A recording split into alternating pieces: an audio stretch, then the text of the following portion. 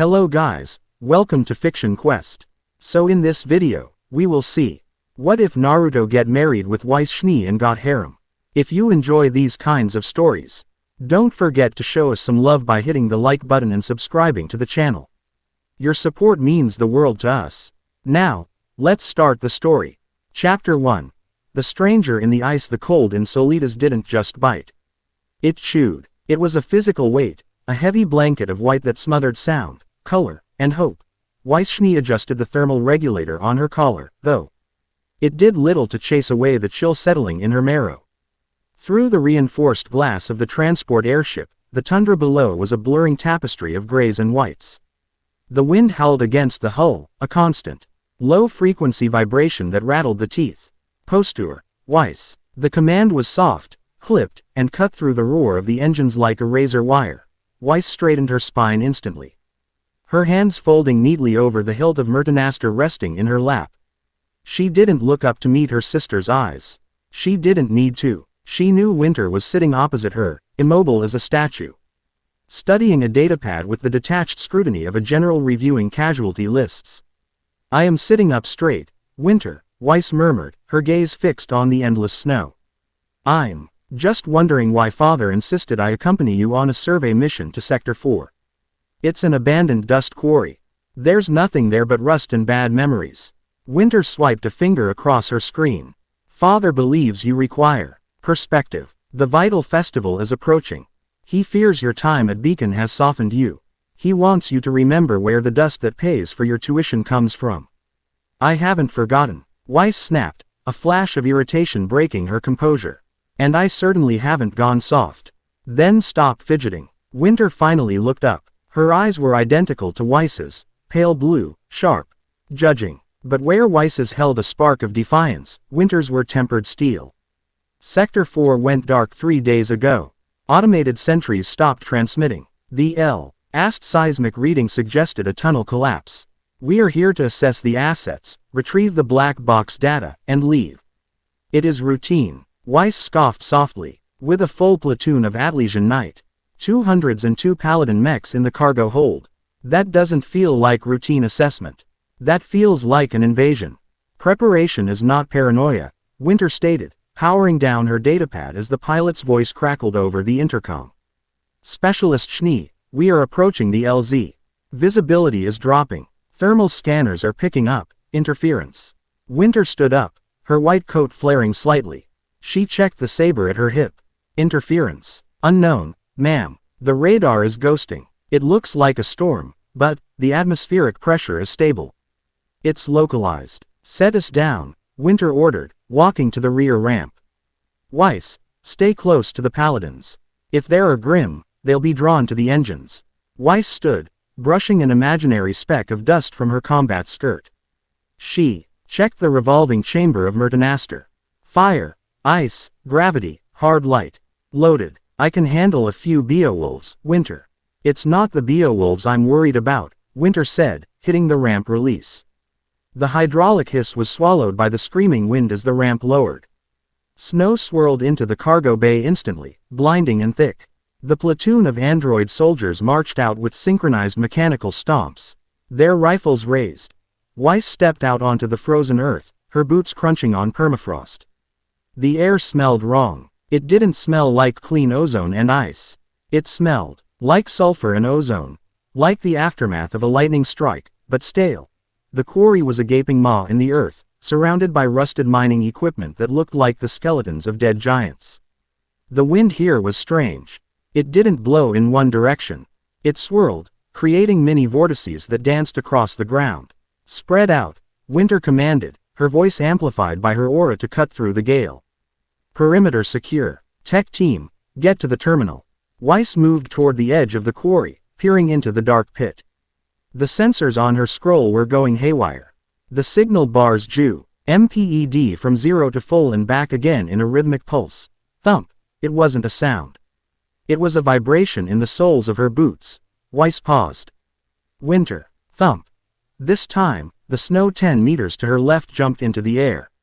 "Contact," a trooper shouted, seismic activity spiking. "It's coming from B." The ground beneath the lead Paladin mech erupted. It wasn't a gradual collapse.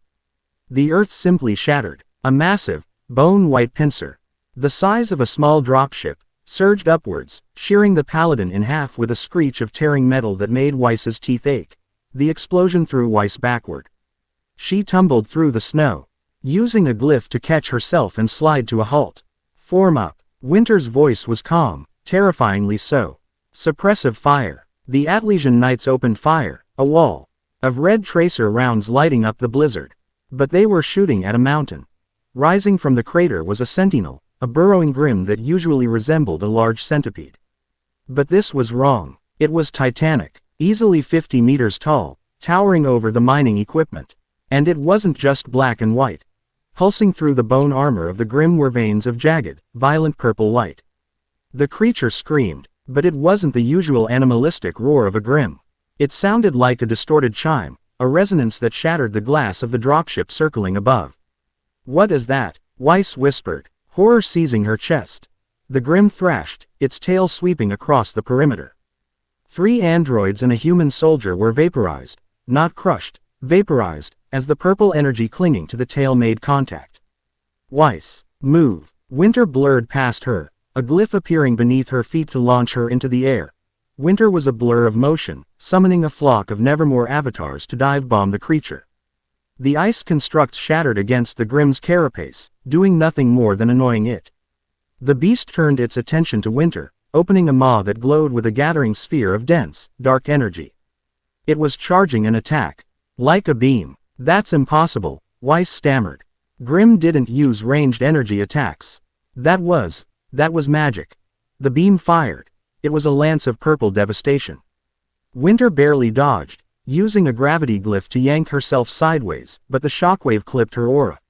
She was swatted out of the air like a fly, crashing into a rue. Stead conveyor belt hard enough to dent the steel. "Winter!" Weiss screamed. She didn't think. She sprinted forward, Mertenaster raised. She needed to buy time. She dialed her weapon to ice dust, stabbing the ground. A wall of ice erupted, thick and reinforced with her aura, aiming to freeze the creature's lower segments. The ice crept up the grim's chitin, locking it in place. For a second, it worked. The creature struggled. Then, the purple veins flared. The ice didn't crack, it disintegrated. The creature looked down at Weiss. It felt intelligent. It felt malicious in a way grim never were. It raised a massive, scythe-like leg, poised to impale the white-haired girl where she stood. Weiss froze. Her aura was up, but she knew, with cold certainty, that it wouldn't hold against that energy. She braced herself. And then the wind changed. It wasn't a gust. It was a pressure drop so sudden her ears popped. The blizzard stopped. The snowflakes hung suspended in the air for a fraction of a second. Something gold and orange streaked across the sky, moving so fast it left a vacuum trail that tore the clouds apart. There was no sound of impact. Just a sudden, blinding flash of light between Weiss and the monster. Boom. The shockwave hit a second later, blowing Weiss's hair back and digging heels into the permafrost to keep from being thrown away. When her vision cleared, the massive leg of the grim hadn't hit her. It had been stopped. Standing 5 meters in front of her was a man. He was wearing a cloak that looked worn, the edges frayed, colored a deep, burnt orange with black flames licking the hem. Beneath it, he wore standard tactical gear, black pants, boots, a flak jacket, but it looked lived in, utilitarian. He had one hand raised. He wasn't touching the grim. An arm made of translucent, golden energy had manifested from his shoulder, catching the massive bone scythe and holding it suspended in the air. The ground beneath the man hadn't even cracked. "You're big," the man said. His voice was rough, a baritone that carried easily over the dying wind. "Ugly, too." The grim shrieked, the sound vibrating in Weiss's skull. It tried to push down, to crush this insect. The man didn't budge. He looked bored. He turned his head slightly, and Weiss saw his profile. Spiky blonde hair cut short, 3 distinct whisker marks on his cheek and eyes. His eyes were blue, but not like hers. They were the blue of a deep ocean, ancient and heavy, and right now, the pupil was a cross, a horizontal bar intersecting a vertical slit. "Hey, Ice Queen," he called out, not looking at her, his gaze fixed on the monster. Weiss bristled. Despite the terror, "Excuse me." You might want to cover your ears. The man's free hand came up. He didn't form a glyph. He didn't load dust. He simply clenched his fist. The golden energy arm holding the grim expanded, growing massive claws. It gripped the creature's leg and squeezed. The armor shattered. The grim howled, thrashing. Sit down, the man growled. He swung his arm down. The golden avatar mimicked the motion, slamming the 50-meter beast into the frozen earth with enough force to register on seismographs in Atlas City. The ground rippled like water. The man jumped. He cleared the height of the monster in a single bound, hovering in the air above its exposed head. He raised his right hand, and the wind began to scream. It wasn't just air. White energy spiraled into his palm, forming a shuriken of spinning light that emitted a high-pitched, drilling resonance.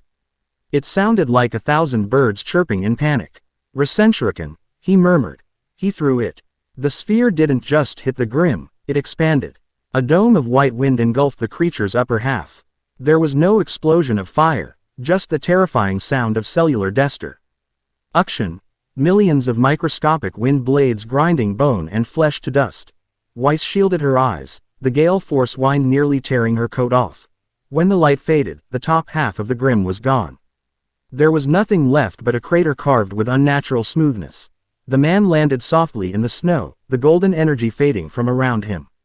He dusted off his hands, as if he'd just taken out the trash.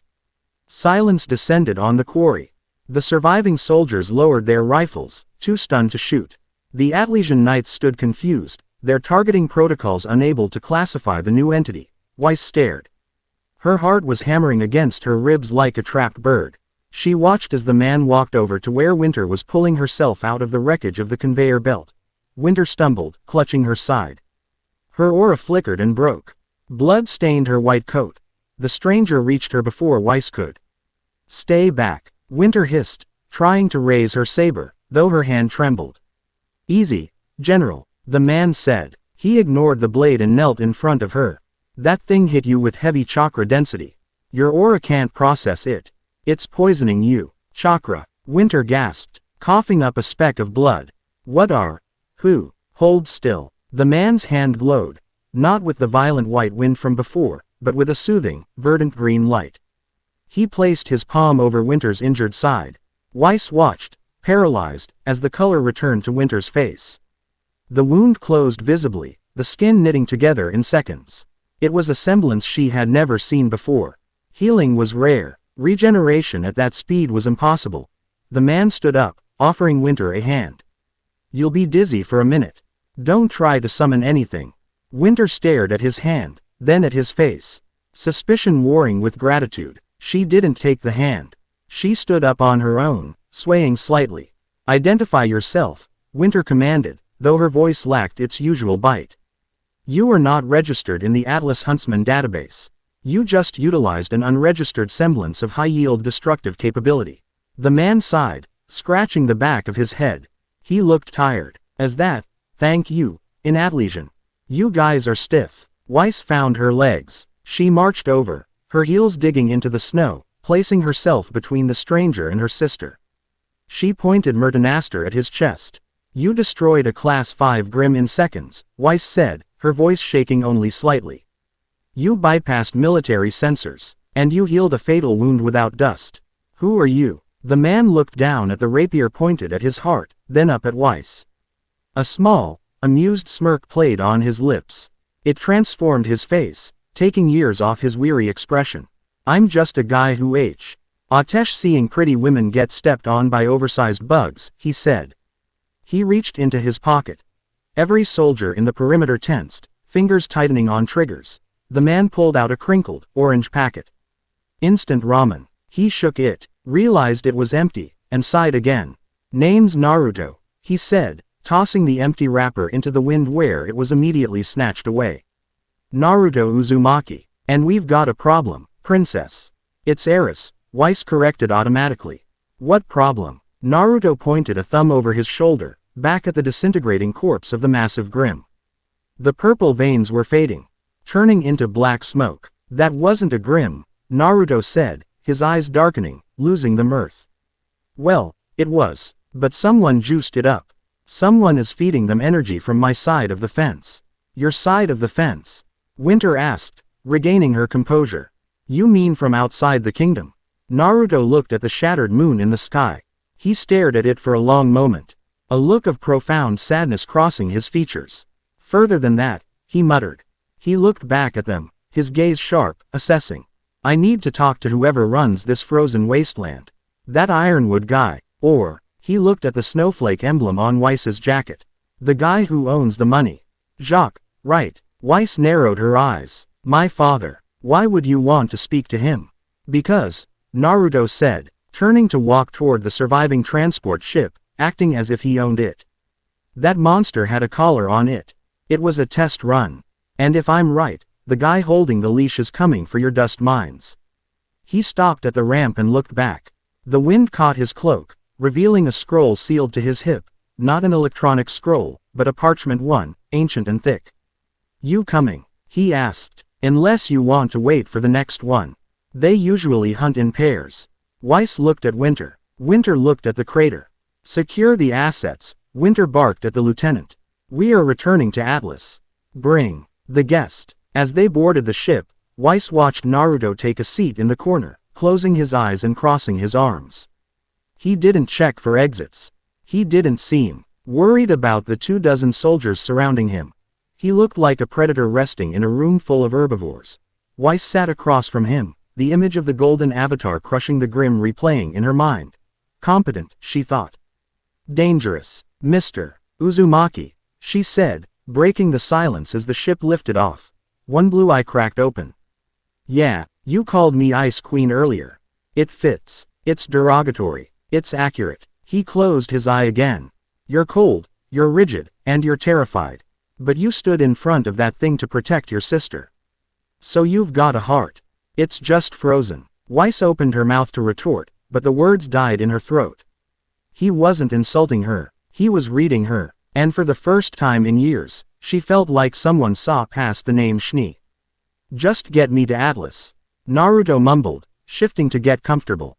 I need a drink, and maybe some ramen that isn't freeze-dried. The ship banked, turning toward the floating city in the distance. The game had changed. The board had been flipped, and the stranger in the orange cloak was holding all the dice. Chapter 1 end. Chapter 2. A deal with the devil. Atlas didn't have nights. It had periods of dimmer artificial light.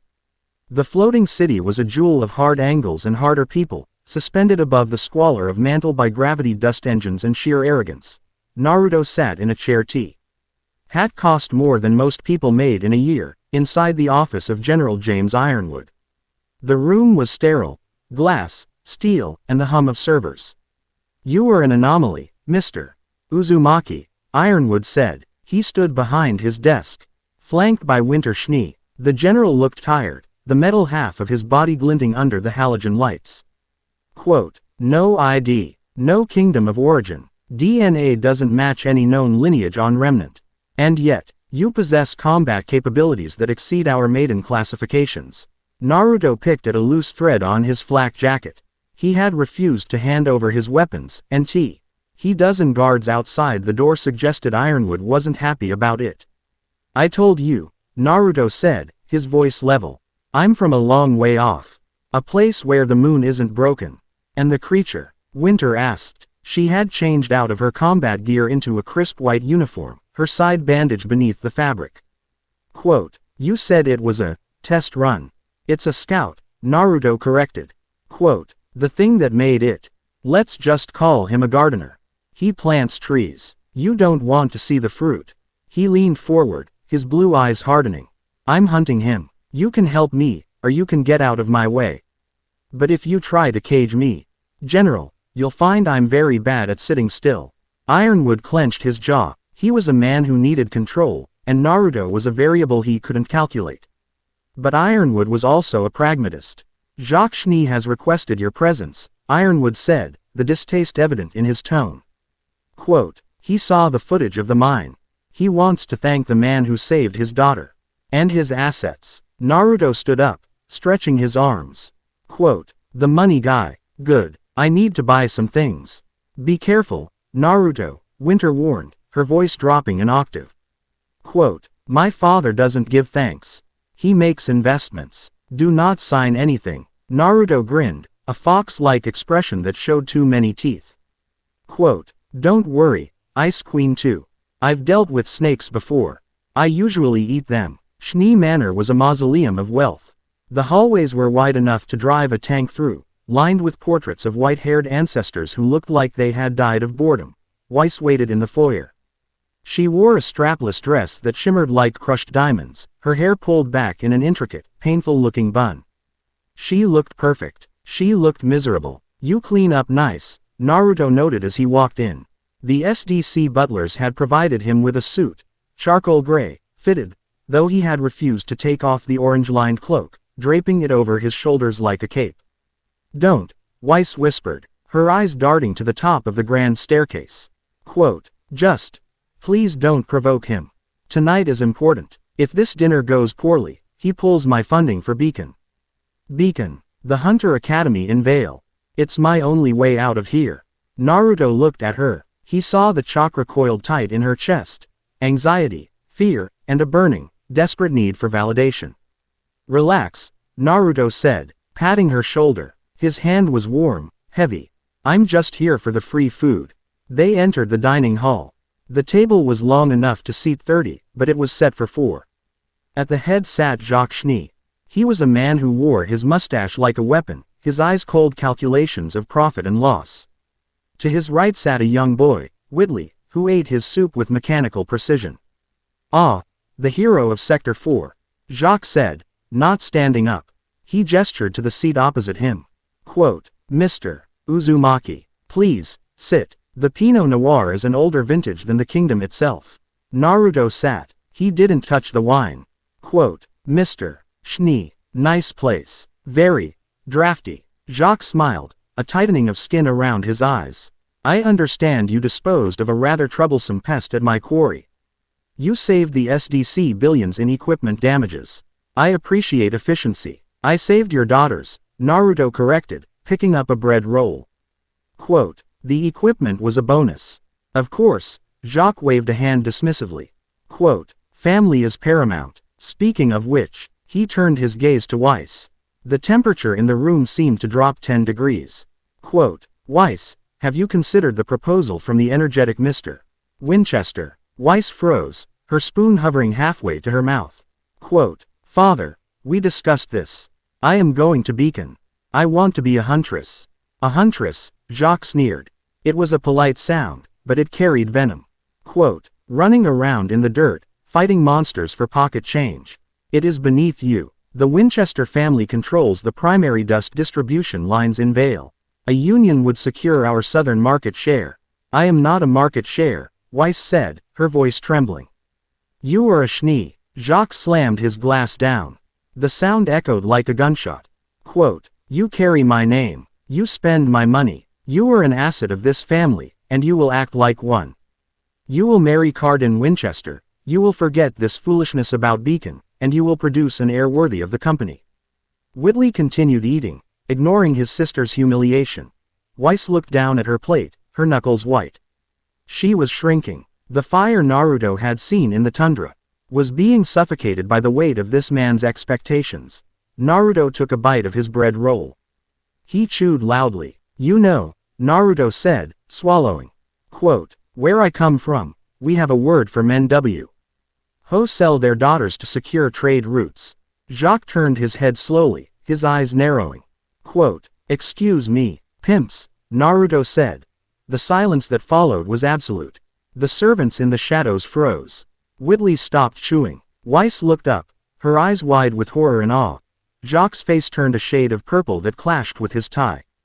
Quote, how dare you? I invite you into my home. Why? Oh, you invited me because you want something, Naruto interrupted. He leaned back, putting his feet up on the immaculate tablecloth. Quote, you don't care about the Grim.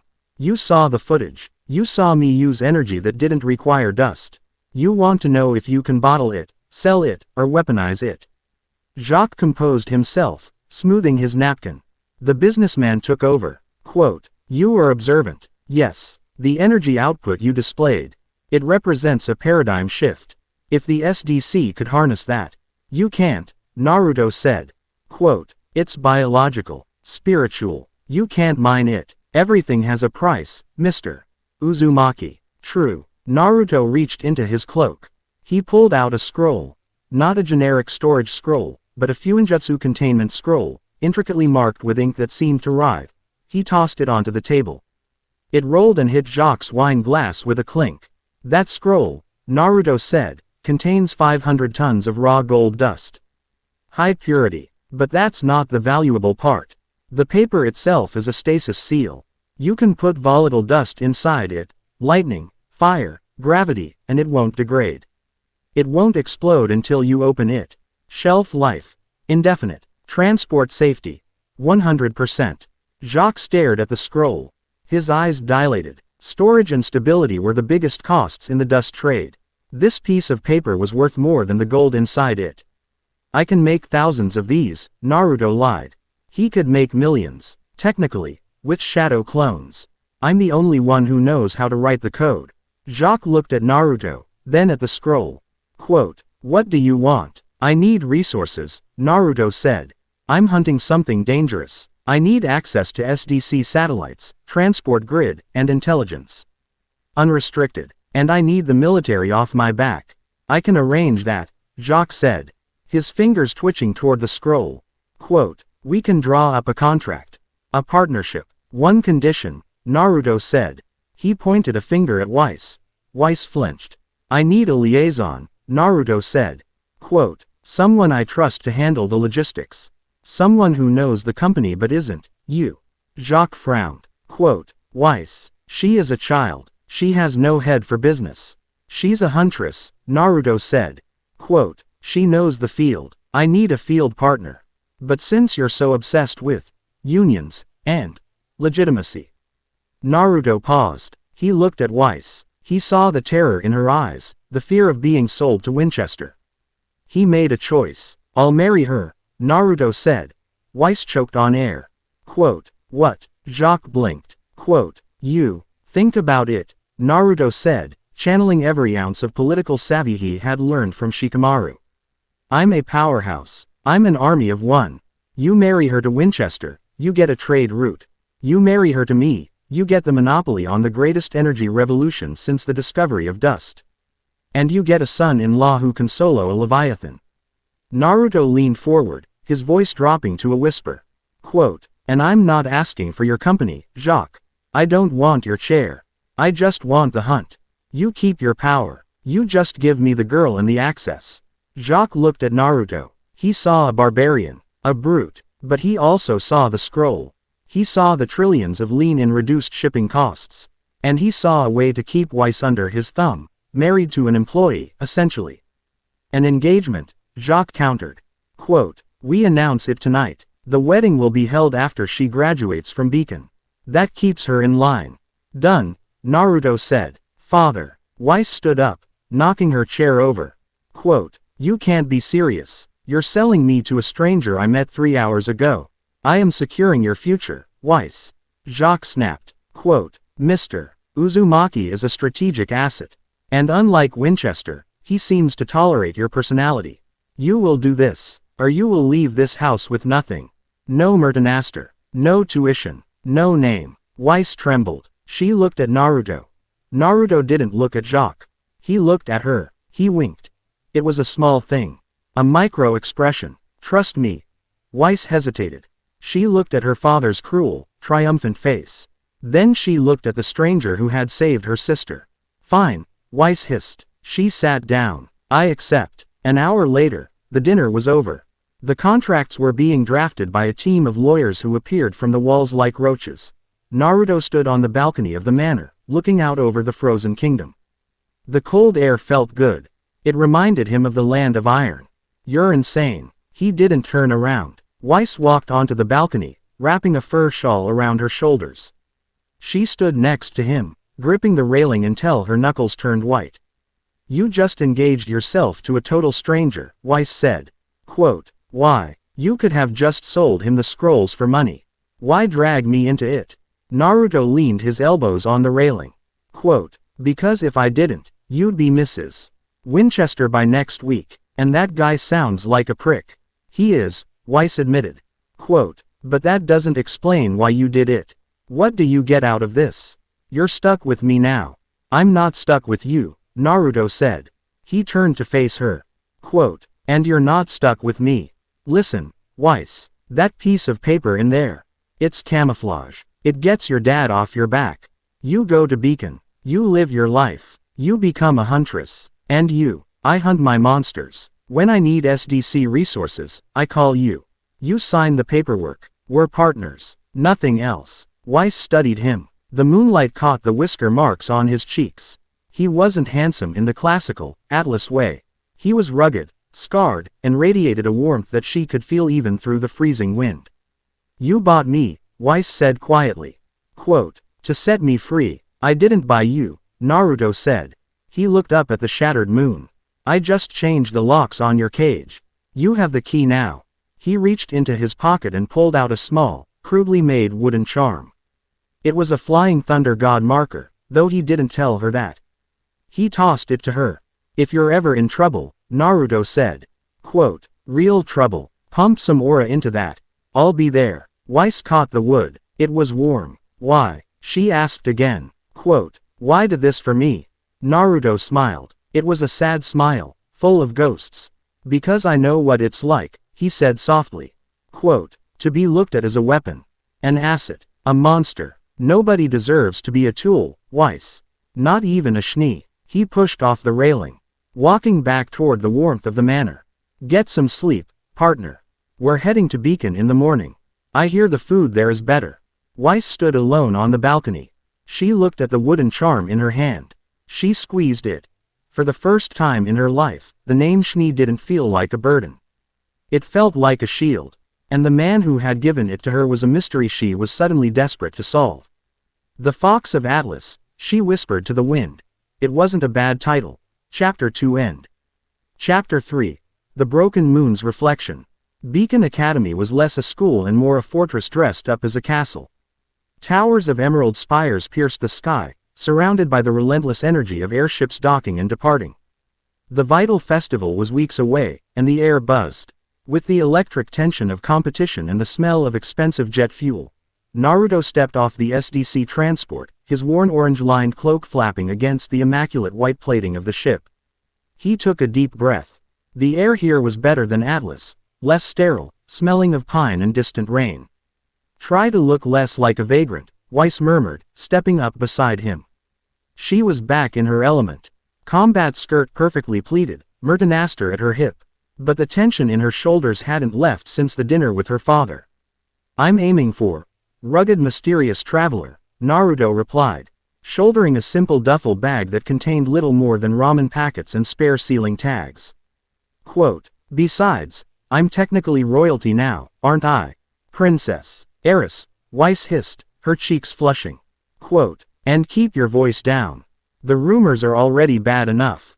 They were. As they walked down the main causeway toward the dormitories, heads turned. Whispers followed them like a wake behind a boat.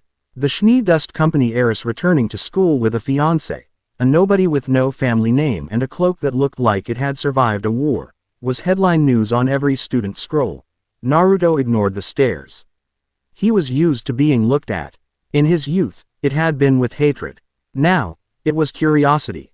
That was an upgrade. So, this is where they teach you to fight monsters, Naruto said.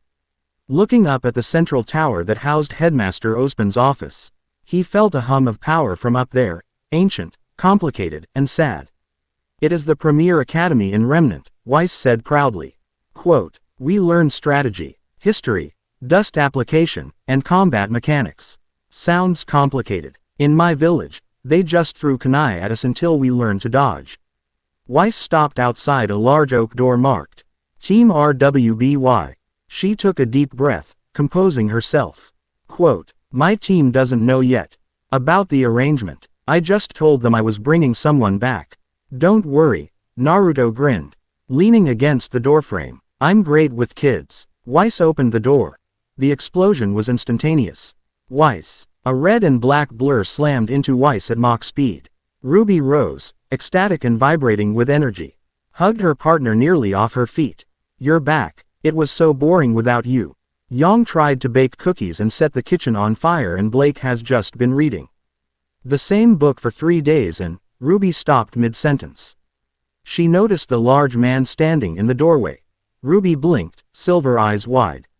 Quote, "Oh, hello. Who are you?" Before Naruto could answer, a second figure emerged from the room's interior. She was taller, blonde, and radiated the kind of confidence that could crack pavement. Yang Xiaolong eyed Naruto up and down, her lilac eyes assessing him not as a person, but as a potential threat. From the top bunk, a pair of amber eyes peered over a book. Blake Belladonna watched silently, her bow twitching slightly. "Everyone," Weiss wriggled free of Ruby's hug, smoothing her skirt. Quote, "This is Naruto Uzumaki. He is joining us for the semester as an independent study connection with the SDC." Yang crossed her arms, leaning against a bunk bed. The wood creaked under her grip. Quote, "Independent study? Since when does old man Schnee hire bodyguards that look like they just walked out of a Vacuan desert storm?" "I'm not a bodyguard," Naruto said, stepping into the room. It smelled like perfume, gun oil, and teenage chaos. "I'm her fiancé." The silence in the room was heavier than gravity dust. Ruby dropped her scythe, which she had somehow been holding. It clattered loudly on the floor. Blake sat up straight, book forgotten. Yang's eyes turned red. "Her what?" Yang's voice was a low growl. "Naruto," Weiss shrieked, mortified. Quote, "We discussed this. Subtlety. Rip off the bandage, princess," Naruto shrugged. Quote, "Less painful." Yang pushed off the bed, walking toward Naruto. She was tall, but he still had a good 4 inches on her. The air around her began to shimmer with heat. Quote, "Okay, Blondie," Yang said, getting in his face. "I don't know what game Jacques is playing, or how much he paid you, but Weiss isn't some asset you can just acquire. You got 10 seconds to explain why I shouldn't launch you out the window." Naruto looked down at the fiery brawler. He liked her immediately. She reminded him of Sakura when she was about to punch something through a wall. "He didn't pay me," Naruto said calmly. "I paid him, in exchange for her freedom to stay here." Yang blinked, the red fading slightly from her eyes. Quote, "What? It's complicated, Yang," Weiss interjected, stepping between them. Quote, "It's a political arrangement. Naruto is helping me deal with father. He's on our side." Blake dropped down from the top bunk, landing silently as a cat. She circled Naruto slowly, her golden eyes narrowing. "You don't smell like Atlas," Blake said quietly. Quote, "You smell like ash, and old blood, and something else, something wild." Naruto held her gaze. He recognized the look, a prey animal assessing a predator. "I've been in the wilds a long time," Naruto said softly. "I don't buy it," Yang snapped, though the heat had dialed back. Quote, "You want to marry my teammate? You gotta prove you're not just some suit my dad hired. You gotta prove you can actually protect her." "Yang," Weiss warned. Quote, "Don't. You saw the reports from Sector 4. Reports can be faked." Yang cracked her knuckles. The sound was like pistol shots in the small room. "I want to see it. Combat class is in 20 minutes. Goodwitch is running an open mat." She pointed a finger at Naruto's chest. Quote, "You, me, the arena." Naruto sighed, looking at Weiss. Quote, "Are they all this energetic?" "Usually more." Weiss sighed back. Naruto turned to Yang and offered a lazy grin. Quote, "All right, sunshine. But don't cry when you ruin your manicure." The amphitheater was packed. Word had spread faster than a viral video that the Ice Queen's mysterious fiancé was fighting Yang Xiaolong on his first day. Students from Haven, Shade, and Atlas crowded the stands. In the center of the holographic arena, Glinda Goodwitch adjusted her glasses, her riding crop tapping impatiently against her palm. "This is an unscheduled sparring match," Goodwitch announced, her stern voice amplified through the arena. Quote, "Standard tournament rules apply, or a break or ring out constitutes a loss. Are the combatants ready?" Yang stood on one side, Ember Celica deployed. The yellow gauntlets gleamed. She bounced on the balls of her feet, grinning with anticipation. Naruto stood opposite her. He hadn't changed. He was still wearing the cloak, the flak jacket, and the bored expression. He didn't draw a weapon. He didn't raise his fists. He just stood there, hands in his pockets. "Where's your gear?" Yang called out, slamming her fists together. A small shockwave of kinetic energy rippled the air. "I'm good," Naruto said. The disrespect hit Yang like a physical slap. Her eyes flared red instantly. "Begin," Goodwitch shouted. Yang exploded off the starting line. She closed the 50-meter gap in a heartbeat, cocking her right fist back for a haymaker that would have decapitated a lesser Grimm. Ha! The punch connected with empty air. Yang stumbled, her momentum carrying her forward. She spun around, confused. Naruto was standing 3 feet to her left, still with his hands in his pockets. "Too wide," Naruto commented. Quote, "You telegraph with your shoulder." Yang growled and unleashed a flurry of jabs, a wall of yellow explosive force. Every punch was met with a micro-dodge. Naruto shifted his weight, tilted his head, took a half step back. He was weaving through the violence like smoke through a ventilation shaft. The crowd was dead silent. They were used to aura clashes, flashy semblances, big impacts. This was different. This was humiliating efficiency. "Fight back," Yang roared, frustration mounting. She slammed the ground, creating a shockwave of fire and debris to knock him off balance. Naruto didn't jump. He just flickered. 1 second he was there, the next he was standing behind her. "Body flicker technique," he murmured. Yang spun, launching a shotgun blast from her gauntlet point blank at his face. Naruto caught her wrist. He didn't grip it hard. He just stopped it. The shotgun blast fired harmlessly into the ceiling, blowing out a light fixture. Yang tried to yank her arm back. She couldn't move it. It was like her wrist was embedded in solid bedrock. She looked into his eyes. The blue was deeper now, the pupils slightly elongated. "You've got power," Naruto said, his voice low, only for her to hear over the ringing in her ears. Quote, "Tons of it, and you use your anger as fuel. It's good, it's strong." He let go of her wrist and palmed her chest, right over her heart. "But if you just throw it around without thinking," Naruto said, "a real killer will just use it against you." He didn't punch her, he just pushed. A pulse of raw, kinetic chakra slammed into Yang. It wasn't an attack designed to hurt, it was a shove designed to displace. Yang flew backward across the entire length of the arena. She skid on her boots, sparks flying, until her heels hooked the edge of the ring. She teetered, arms windmilling, before finally regaining her balance right on the boundary line. She looked up, breathless, her aura flickering slightly from the sheer force of the shove. Naruto was already walking away toward the exit tunnels. "Match called," Goodwitch announced, sounding stunned. Quote, "By technical ring out, Mr. Uzumaki is the winner." Yang stared at his retreating back. She hadn't landed a single hit. He hadn't thrown a single punch. He had treated her not like an opponent, but like an unruly student. Up in the stands, Ruby was cheering wildly, not fully understanding what had happened but happy her sister wasn't hurt. Blake was watching with intense, calculated interest, her notebook out, scribbling furiously. Weiss breathed a sigh of relief. He hadn't hurt Yang. He had restrained himself. High above in the emerald section of the stands, a woman with dark hair and eyes like molten gold watched the arena floor. Cinderfall leaned forward, her interest IQ'd far more than it had been by any maiden story. "Did you see his aura?" Emerald Sustre whispered next to her, rubbing her eyes. Quote, It was too much. It gave me a headache just trying to look at it." "It wasn't aura, Emerald," Cinder murmured, a slow smile spreading across her face. She could feel the resonance in her own stolen power, a deep, terrified vibration. Whatever that man was, it was kin to the magic she sought. "But older, darker, Mercury," Cinder said, not taking her eyes off the tunnel where Naruto had disappeared. Quote, "Find out everything you can about Weiss Schnee's new pet. I think we just found the variable Ozpin is hiding." Down in the locker room tunnels, Naruto leaned against the cold concrete wall, letting out a long sigh. He hated showing off. It was troublesome. He looked up through a ventilation grate. The sky was turning purple with twilight. The shattered moon hung there, a broken eye staring down at the world.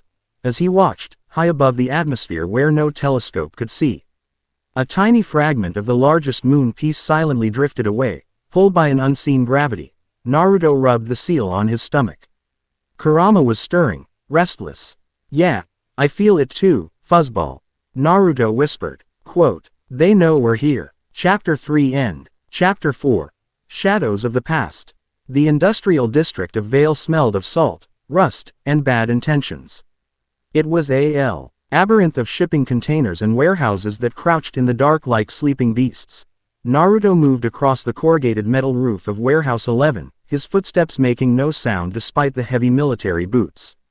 To his left, Blake Belladonna moved with the fluid grace of a shadow, her amber eyes scanning the perimeter.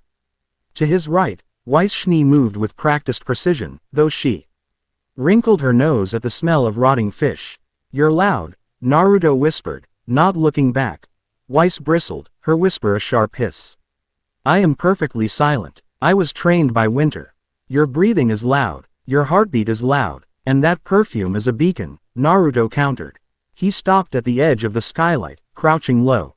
Quote, you smell like lavender and money. Dead giveaway. Blake suppressed a snort. She glanced at Naruto. Since the sparring match with Yang 3 days ago, the team's dynamic had shifted. Yang was still sulking, nursing her bruised pride, but she was training harder. Ruby was terrified and fascinated. But Blake was watching. She saw how Naruto looked at the White Fang reports on the news, not with anger, but with a grim recognition. This is the spot, Blake murmured, pointing down through the grimy glass. Quote, my contact said the White Fang is moving a new shipment tonight. Off the books, even for them. Roman Torchwick, Weiss asked, gripping Mertonaster. Maybe, but the contact said the buyers weren't human. And they weren't Faunus. Naruto wiped a circle of condensation off the glass. He peered down. His blue eyes shifted, the pupils narrowing into slits. Below. In the cavernous warehouse, White Fang grunts were moving crates. But they weren't the standard dust containers with the Schnee snowflake logo. These were black, made of a heavy, non-reflective matte metal. And they were marked with a single, crimson eye. Naruto froze. His hand tightened on the roof until the metal groaned. Naruto, Weiss whispered, sensing the sudden spike in tension. We need to go down. Naruto said. His voice was different. It lacked the lazy drawl he usually affected. It was cold. Quote, now, we should wait for backup, Weiss argued. Quote, Ruby and Yang are. No backup. Just us. Naruto didn't wait. He channeled chakra to his feet and dropped through the glass. He didn't shatter it. He phased through the sensory gap in the patrol pattern, landing still. Endly on a stack of crates 30 feet below. Weiss and Blake exchanged a look. He's crazy, and followed. They landed behind a stack of shipping containers. The warehouse was buzzing with activity. A White Fang lieutenant, a massive Faunus with a chainsaw sword, was shouting orders. Careful with that. The mistress wants these delivered intact. One scratch and she flays you alive. What's in them? A grunt asked, struggling with the weight of a small box. Weapons. Gifts from the new partners. Naruto moved. He didn't run. He blurred. He appeared behind the grunt, a chop to the neck dropping the Faunus instantly. He caught the box before it hit the ground. Weiss and Blake moved in to cover him, weapons drawn, but they stayed in the shadows. Naruto set the box down and pried the lid open. Inside, resting on black velvet, were 6 rods. They were black, smooth, and tapered to a sharp point. They looked like simple iron stakes. Weiss crept closer, looking over his shoulder. Quote, metal stakes. That's the secret weapon. We have armor-piercing rounds, Naruto. This seems archaic. Naruto didn't answer. He reached out, his hand hovering over the rods. His fingers were trembling. Don't touch it, he commanded, his voice shaking. It's just metal. Weiss reached out. I said don't. Naruto slapped her hand away. The sound echoed through the silent warehouse. Every head turned. Intruders. The lieutenant roared, revving his chainsaw. Quote, kill them. The warehouse erupted. 24 White Fang soldiers drew weapons and charged. Gunfire sparked against the metal containers. Plan B. Blake shouted, leaping over a crate and unleashing her shadow clones to confuse the gunmen. Weiss deflected a hail of bullets with a glyph, her rapier dancing. Quote, what is your problem? You nearly broke my wrist. Naruto ignored the battle. He picked up one of the black rods. As soon as his skin touched it, the rod hummed. It turned from black to a dull, sickly gray. Chakra receivers, Naruto thought, bile rising in his throat. Pain's rods. Madara's rods. How? A grunt charged him, wielding a machete. Naruto didn't look up. He spun, driving the black rod into the grunt's shoulder. It wasn't a fatal wound. It was a shallow stab. But the effect was instantaneous. The faunus screamed, a sound of pure, unadulterated agony, and collapsed, frothing at the mouth. His aura shattered instantly, dissolved by the foreign chakra disruption. Blake, fighting 3 men at once, turned at the scream. She saw the grunt writhing. Quote, "What did you do?" "They disrupt energy," Naruto said, standing up. He held the rod like a dagger. Quote, "They cut the connection between the soul and the body. If these get out on the street, aura won't mean a thing. Hunters will be slaughtered." The lieutenant charged. He was fast for his size, closing the distance in a blink. He swung the massive chainsaw sword at Naruto's head. Naruto raised the black rod to parry. Clang! The chainsaw teeth ground against the black metal. Sparks showered them. The rod didn't scratch. "You're strong for a human." The lieutenant laughed, pressing his weight down. Naruto looked at him. The whites of his eyes were turning red. "You have no idea what you're holding," Naruto growled. Quote, "You're selling your own people into slavery. We're fighting for freedom. You're fighting for a graveyard." Naruto twisted his wrist. He channeled wind chakra into the rod. The black metal amplified it. A shockwave blasted outward, shattering the chainsaw blade and throwing the lieutenant across the room into a stack of crates. The remaining White Fang soldiers hesitated. They looked at their fallen leader, then at the man with the black rod and the eyes that were starting to glow red in the shadows. "Leave," Naruto said. The word carried a physical weight, a wave of ki. Ling intent so dense the air tasted like blood. They ran. They didn't retreat tactically. They scrambled, dropping weapons, fleeing the predator in their midst. Silence returned to the warehouse, broke only by the groans of the lieutenant and the grunt Naruto had stabbed. Naruto walked over to the grunt. He knelt down and ripped the rod out. The faunus gasped, unconscious but alive. Naruto. Weiss was standing behind him. Her rapier was lowered. She was looking at his arm. In the brief flare of chakra, his cloak had ridden up. The bandages on his right arm had loosened. Underneath, the skin wasn't skin. It was white, scarred tissue. Unnaturally pale, merging with a prosthetic that looked like it was made of bone and seal script. "What is that?" Weiss whispered. Naruto pulled his sleeve down, hiding the arm. He dropped the black rod back into the box and slammed the lid shut. "Evidence," Naruto said, his voice flat. Quote, "We need to burn this. All of it. Burn it." Blake stepped forward, her eyes flashing. Quote, "We need to take this to Ozpin. Or the police. This proves the White Fang is escalating." "No." Naruto turned on her. Quote, "You take this to Ozpin, he puts it in a vault. Scientists study it, they try to replicate it. And then everyone has weapons that can turn off a soul. This tech, it's a cancer, Blake. You don't study cancer. You cut it out. You don't get to make that choice," Blake argued, her ears flattened. Quote, "That lieutenant," he said. "Mistress. Someone is supplying them. We need to trace it." "I know who's supplying them," Naruto said. Quote, "And if you follow that trail, you'll die. You're not ready. Stop treating us like children." Blake shouted, "I know what the White Fang is capable of. I was one of them." The confession hung in the air.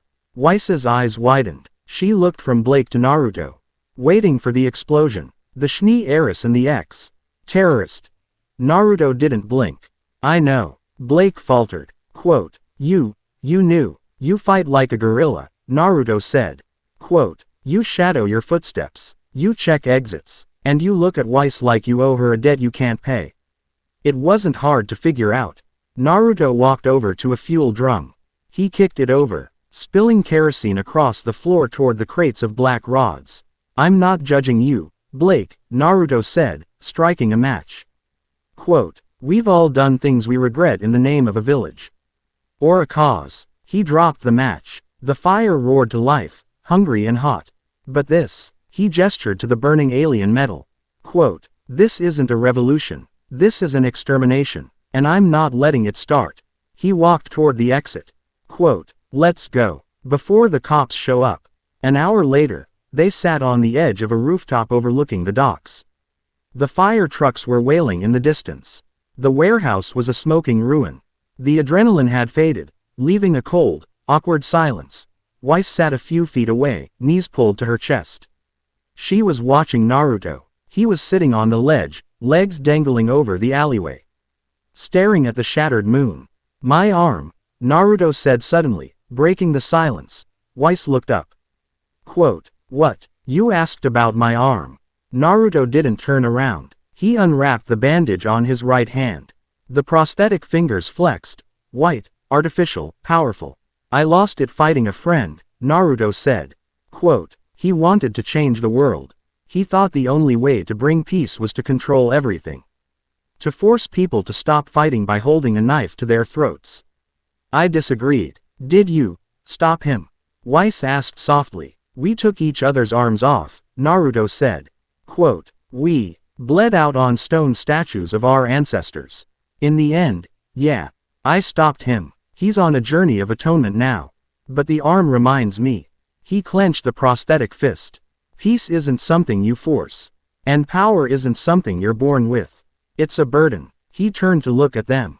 His eyes were blue again, the red gone, but the exhaustion was deep.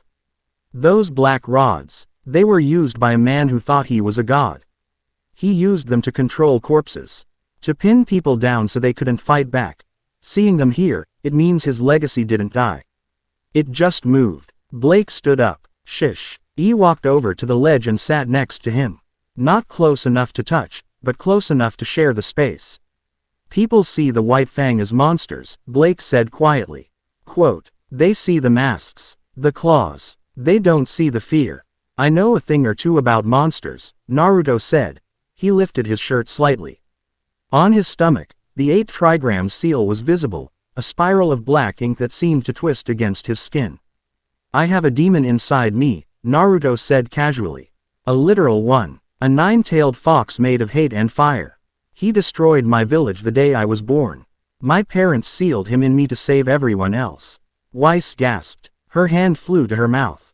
Quote, You're a Jinchuriki," Naruto said. Quote, "Power of the human sacrifice." Growing up, people didn't see Naruto. They saw the fox. They threw rocks. They refused to sell me food. They looked at me the way people in Atlas look at Faunus. Blake stared at the seal. She reached out, her hand trembling, but stopped inches from his skin. "Does it hurt?" she whispered. "Sometimes," Naruto admitted. Quote, "But we made a deal, the fox and I. We're partners now. He lends me power. I show him the world isn't all bad." Naruto looked at Blake, then at Weiss. "That's why I helped you, Weiss. That's why I'm here. Because I know what it's like to be judged for a name. Or a face. Or a power you didn't ask for." Weiss moved. She didn't walk. She practically scrambled across the roof. She sat on Naruto's other side, her shoulder pressing against his arm, the real one. "You are not a monster," Weiss said fiercely. Quote, "And you are not a tool. You are annoying and loud, and you eat terrible food." Naruto chuckled. Quote, "Ouch. But," Weiss continued, her voice softening. Quote, "You are also the bravest man I have ever met. And if these rod things are a threat to the world, then we will fight them together." "We," Naruto raised an eyebrow. "We," Blake confirmed. Quote, "Team RWBY. And, whatever you are. Team RWBY and the fox," Naruto mused. Quote, "Catchy." He stood up, the mood lifting. The darkness of the warehouse felt miles away. "Come on. We should get back before Yong burns down the dorm looking for us. And I'm starving." A noodle stand on 4th Street that stays open late. As they walked away, Naruto glanced back at the smoke rising from the docks. He hadn't told them everything.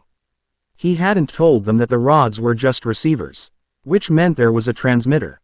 And somewhere in Remnant, someone with the Rinnegan, or a copy of it, was waking up. But for now, walking between the heiress and the revolutionary. Naruto felt something he hadn't felt since the war. He wasn't alone. Chapter 4 End. Chapter 5. The Festival of Ash. The roar of the Colosseum was a physical thing. It vibrated in the concrete, shook the banners, and thrummed in the chest of every spectator. Naruto leaned against the railing of the VIP box, his eyes narrowed. Beside him, Weiss sat stiffly, her knuckles white as she gripped the armrests. Down in the arena, Pira Nikos and Penny Polendina were circling each other, weapons drawn. Relax, Naruto murmured, though his own senses were dialed up to the max. Quote, they're just sparring. It's not the match, Weiss whispered. Quote, it's everything. The security levels are too high. Ironwood has the fleet in attack formation. It feels like we're waiting for a bomb to go off. Naruto didn't answer. He felt it too, but it wasn't the fleet that worried him. It was the hum. For the last hour, a low-frequency resonance had been building under the stadium. To a normal huntsman, it was undetectable.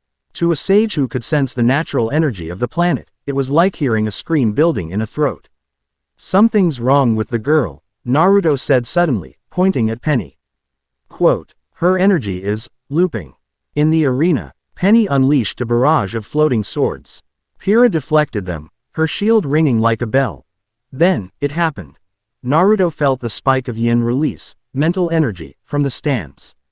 It was sharp, malicious, and directed at Pira. Genjutsu, Naruto realized.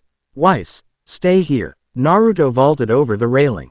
He didn't drop. He ran down the vertical wall of the VIP box, ignoring gravity. But he was too far away. In the arena, Pira screamed. To her, Penny's swords had multiplied into thousands. Reacting on instinct, she unleashed her semblance. A pulse of magnetic polarity blasted outward. Penny's wires jerked back. The swords turned. The metal puppet was torn apart by her own weapons. The crowd gasped. A collective intake of breath that sucked the air out of the stadium. Penny's torso fell to the ground, revealing not blood, but wires and steel. She's a robot, someone whispered. Then, the screens turned black. A voice, distorted and mocking, crackled over the speakers. A queen chess piece appeared on the monitors. This is the kingdom you trust. A kingdom that lies to you. That replaces your children with machines. Panic didn't ripple, it exploded. The crowd surged toward the exits. Grim, a spotter shouted. Quote, Grim in the city, the perimeter is breached. Naruto landed in the center of the arena next to a horrified Pira. She was staring at her hands. I didn't, Pira stammered, tears streaming down her face. I didn't mean to. It wasn't you, Naruto said, grabbing her shoulder and shaking her. Quote, someone messed with your head. Get up, Spartan. Mourn later. Fight now. A screech tore through the sky. A Nevermore, larger than a dropship, smashed through the energy dome of the stadium. Its feathers rained down like spears, impaling the synthetic turf. Go, Naruto ordered Pira. Quote, find your team. Defend the civilians. What about you? Naruto looked up at the announcer's tower. He could feel the source of the yin spike. And something else. A burning, corrupted chakra that tasted like ash. I'm going to file a complaint with management, Naruto growled. He disappeared in a yellow flash. High above the chaos, in the converted announcer's booth. Cinderfall watched the city burn. It was beautiful. The fear was delicious. The wyvern is waking up, Emerald said, clutching her head. I can feel it. It's restless. Let it wake, Cinder purred. She held up her hand. A black glove covered it, stitched with gold thread. But beneath the glove, a black diamond mark on her palm pulsed with violet light. Quote, our benefactor has promised us power beyond maidens. Benefactor, Mercury asked, reloading his boots. Quote, you mean the pale guy? He creeps me out, Cinder. He smells like a corpse. He is a god, Cinder corrected. Quote, and we are his prophets. The door to the booth exploded. It wasn't kicked in.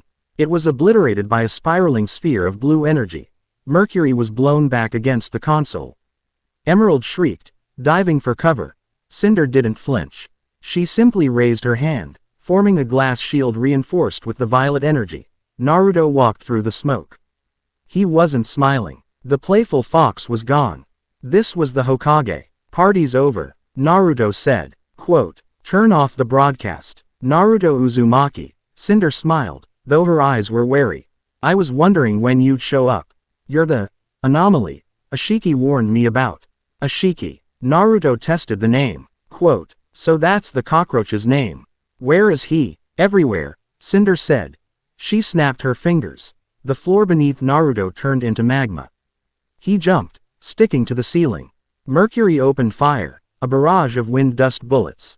Naruto deflected them with a kunai, dropping down and sweeping Mercury's legs. He kicked the assassin into the wall. With enough force to crack the concrete.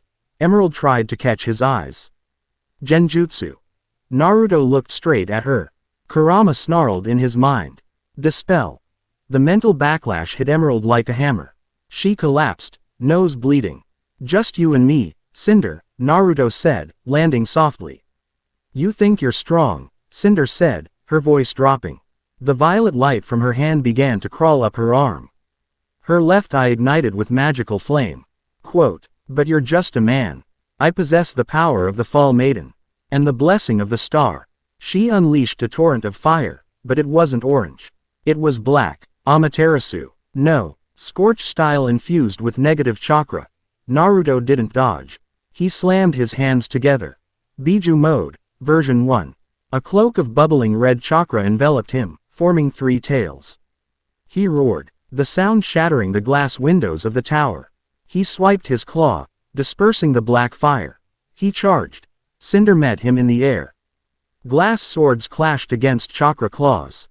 The impact blew the roof off the tower. Down in the city, chaos reigned. The Atlesian Knights had been hacked.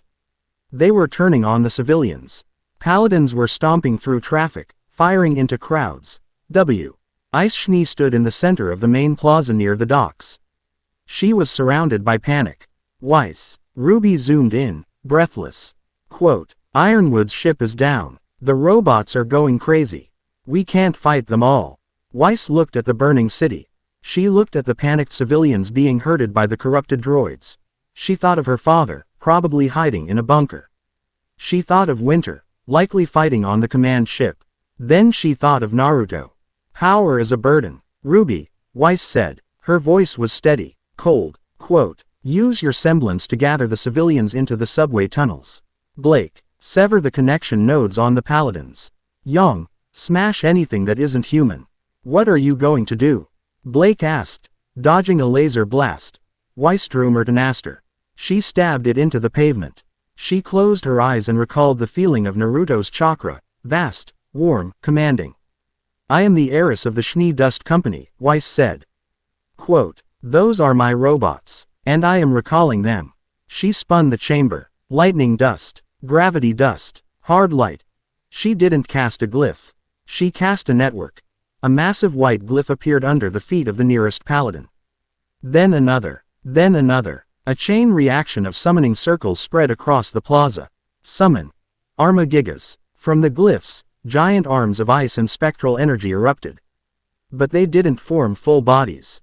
They formed hands. Hundreds of ice hands grabbed the rogue Atlesian Knights, crushing them, holding them in place, freezing their servos. Weiss fell to one knee, nose bleeding from the exertion. Quote, go. Move the people now. She looked up at the sky. A massive dragon made of grim essence was circling the tower where Naruto was fighting. Don't die, you idiot, she prayed. The tower was gone. Naruto and Cinder were fighting on the exposed skeleton of the elevator shaft, falling and jumping between debris. Naruto was winning. He was faster, stronger, and more experienced. He landed a solid punch to Cinder's gut, sending her crashing into the exposed gears of the clock mechanism. Cinder coughed blood.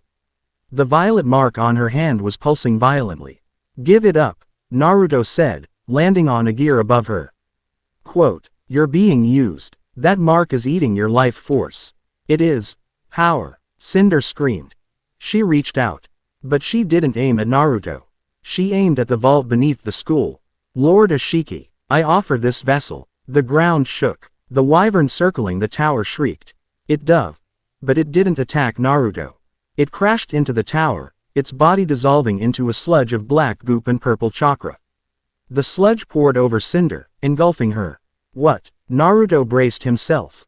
The sludge began to take shape. It wasn't Cinder anymore. The creature that rose from the darkness stood 7 feet tall. It wore Cinder's body like a suit, but the skin was turning pale white. A single horn grew from the left temple. The right eye was Cinder's gold, The left eye was a ripple of purple circles. Rinnegan, Naruto thought. His blood running cold. The entity spoke. It wasn't Cinder's voice. It was a man's voice, overlaying hers. A Jinchuriki, the entity said. It flexed its hands, testing the new form. Quote, in this backwater dimension, how unexpected. A shiki, Naruto spat. A fragment, the entity corrected. Quote, this vessel is, imperfect. But sufficient. The entity, a shiki, Cinder, raised a hand. Shinra Tensei. Gravity reversed.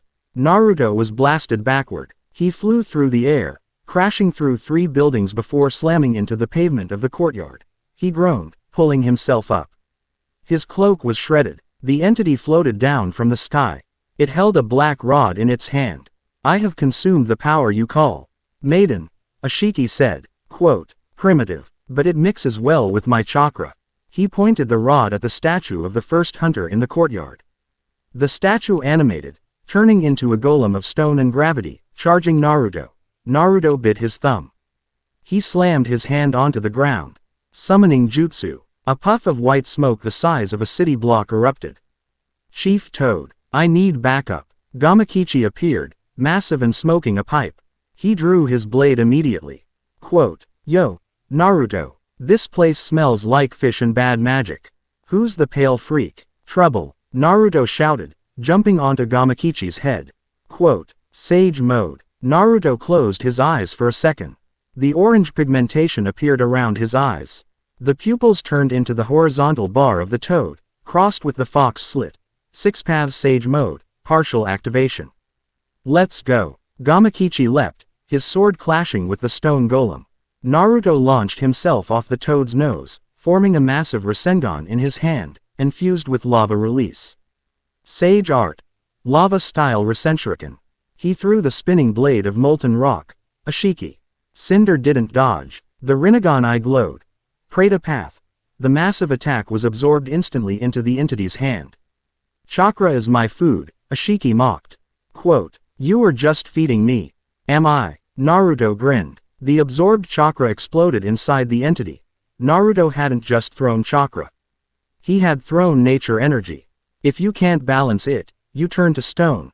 Ashiki. Cinder stumbled, the left arm beginning to petrify, turning into gray rock. You, insolent monkey, Ashiki roared. He ripped the petrifying arm off. Cinder's arm, with a spray of black blood. Instantly, a new limb grew, made entirely of the black receiver material.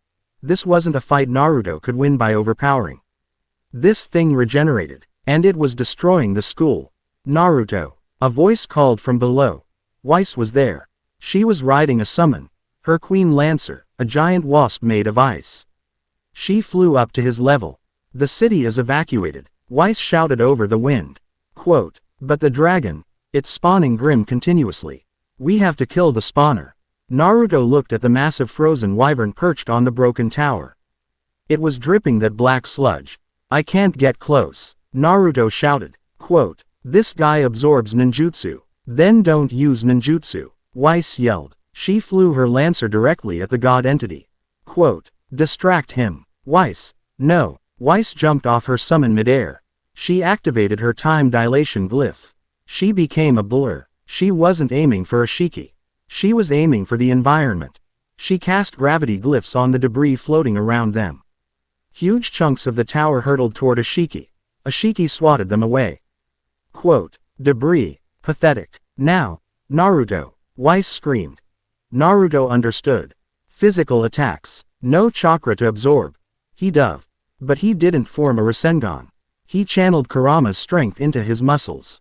He grabbed the hilt of a massive sword from a fallen statue, a piece of rebar and concrete 10 meters long. Batter up. Naruto swung the improvised club with supersonic force. Ashiki tried to absorb it. But it was just rock.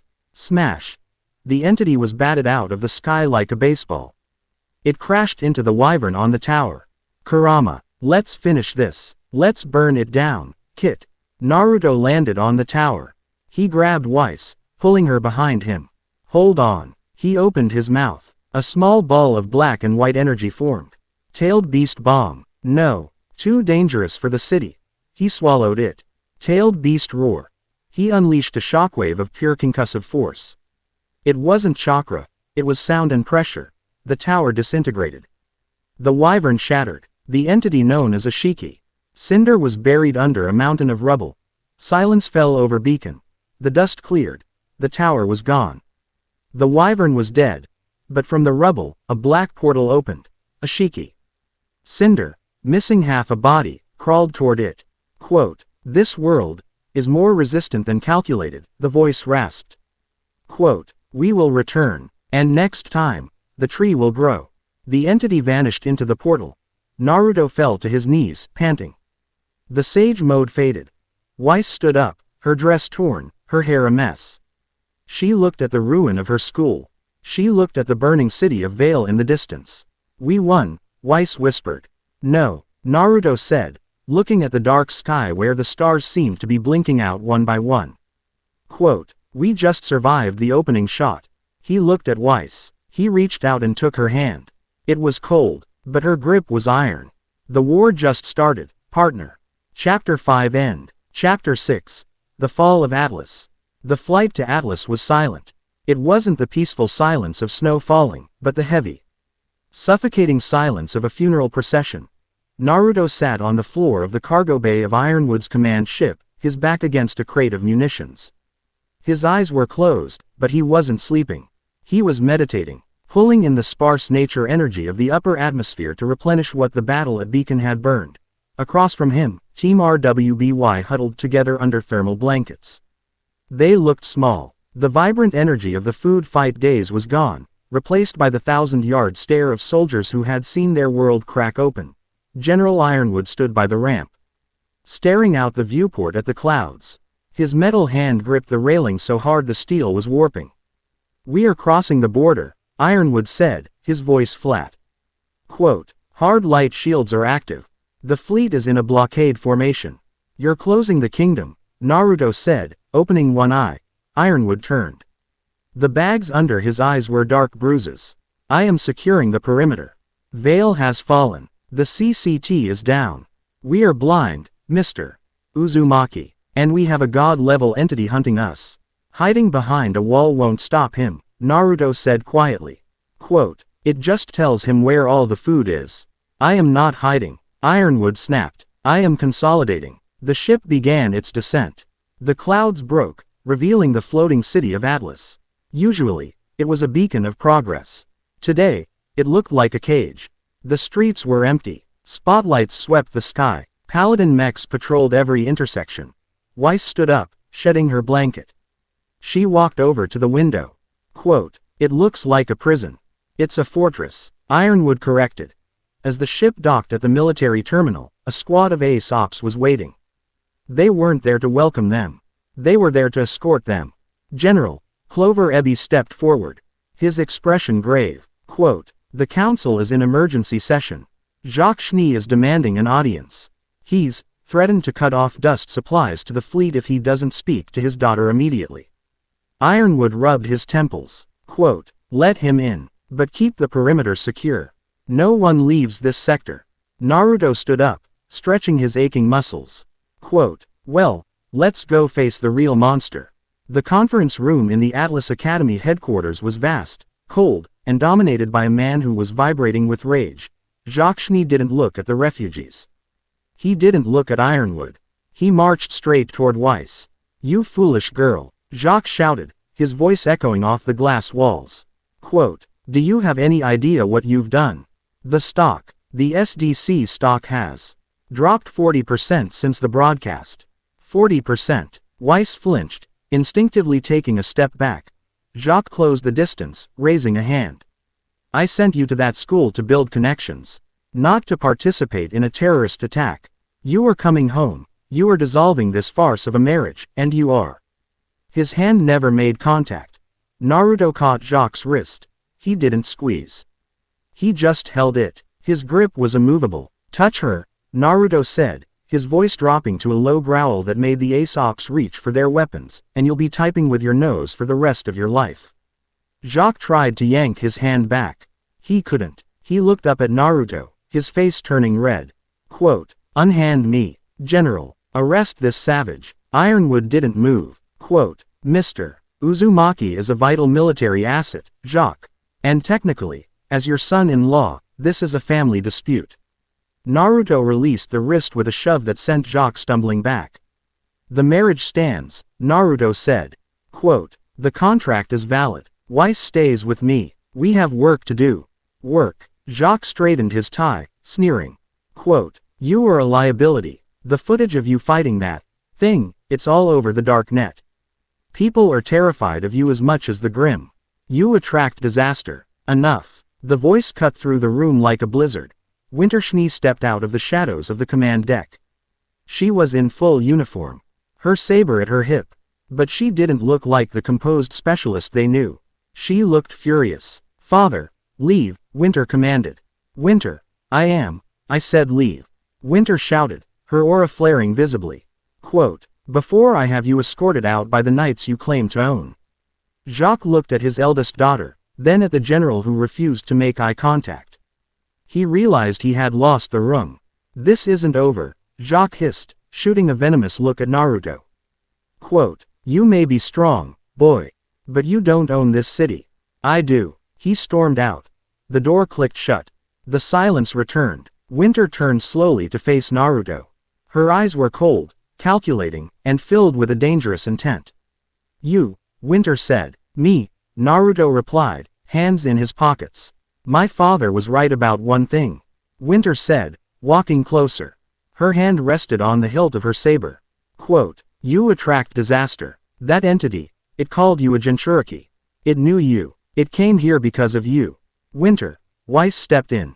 Quote, he saved us. He saved everyone. Did he? Winter drew her saber. The sound of steel ringing filled the room.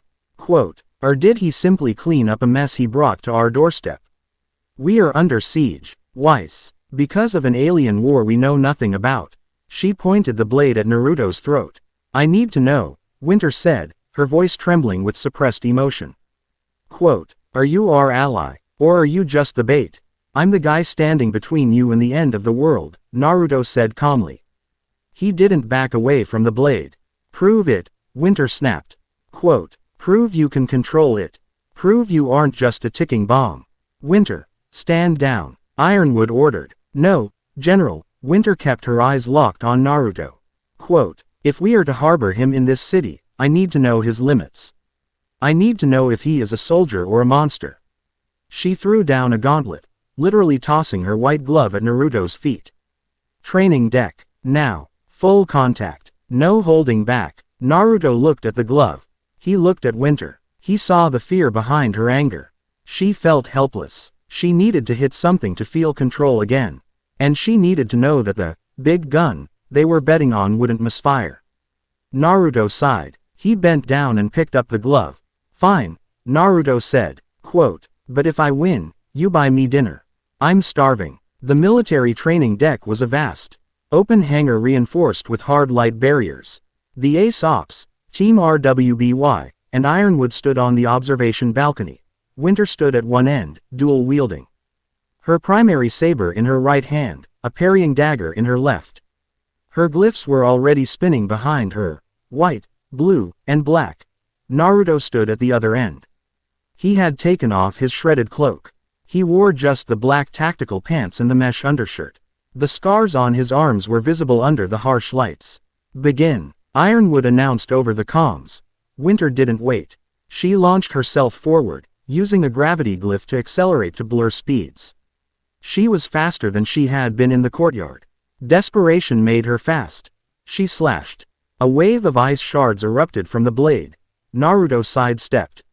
He didn't use a jutsu. He just moved, minimizing the motion. The ice shattered against the floor where he had been a millisecond before. Winter pressed the assault. Thrust, parry, slash, summon. A Beowulf made of ice lunged at Naruto's flank. Naruto didn't look at it. He extended his chakra arm, the golden limb manifesting instantly, and backhanded the summon into mist. Fight me, Winter screamed. She combined her glyphs. Time dilation. She vanished. To the observers, she was gone.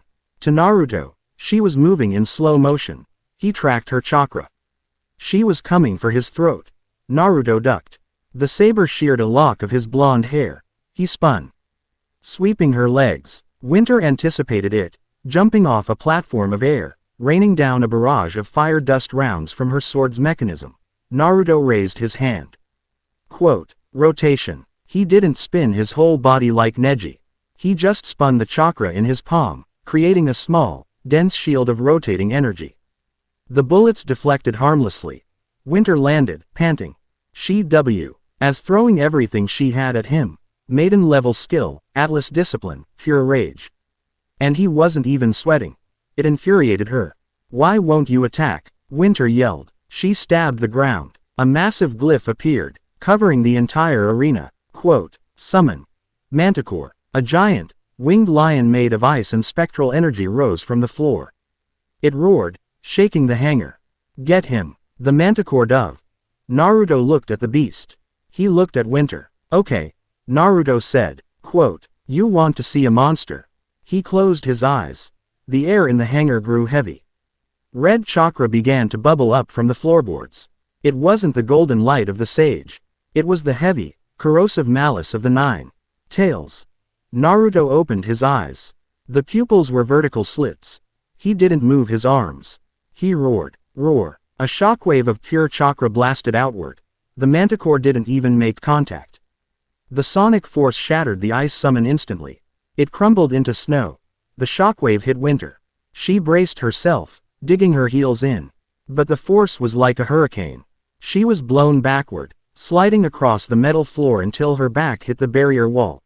Silence. The red chakra faded. Naruto stood there, hands at his sides. Winter slid down the wall to her knees. She was shaking, not from cold, but from the sheer, overwhelming density of the power she had just felt. It wasn't aura, it was an ocean, and she had tried to fight it with a cup. Naruto walked across the arena. He stopped in front of her. He reached out a hand. Winter flinched, expecting a strike. You're strong, Naruto said. His voice was gentle again. Quote, your technique is flawless. You fight like you're carrying the whole world on your shoulders. Winter looked up at him. Tears of frustration pricked her eyes. I couldn't even scratch you. You weren't fighting me, Naruto said. Quote, you were fighting your fear. And yeah, I brought a war to your world. I'm sorry for that, but I'm not the enemy, Winter. He kept his hand extended. Quote, we're on the same side.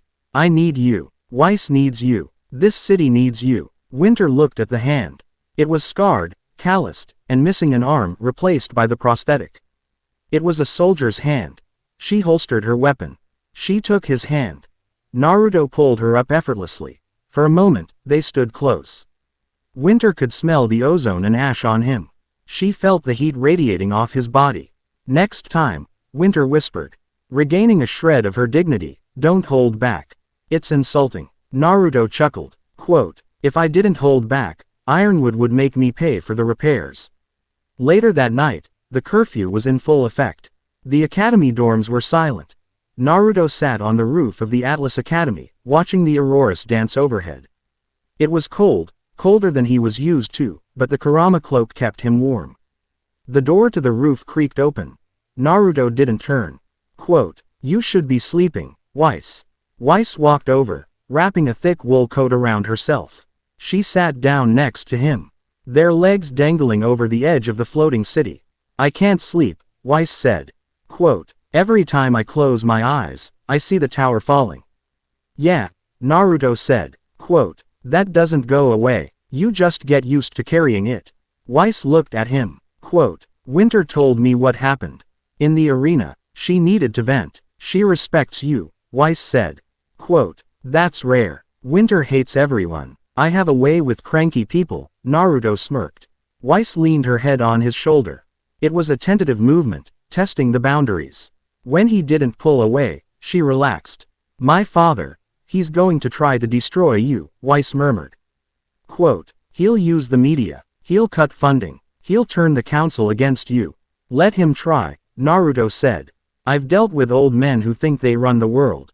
They usually end up irrelevant. Naruto. Yeah, quote, thank you. Naruto looked down at her. Her white hair was glowing in the moonlight. She looked fragile, but under the surface, he felt her spirit hardening. She was becoming a diamond. For what? For catching me, Weiss said softly. Quote, and for staying. Naruto wrapped an arm around her shoulders, pulling her closer to block the wind. I'm not going anywhere, partner. We've got a god to kill. Weiss closed her eyes, listening to his heartbeat. It was slow, steady, and strong. For the first time since the fall of Beacon, she felt safe. But down in the mantle of the city, in the deepest sub-basement of the SDC mines, a black pool of sludge bubbled.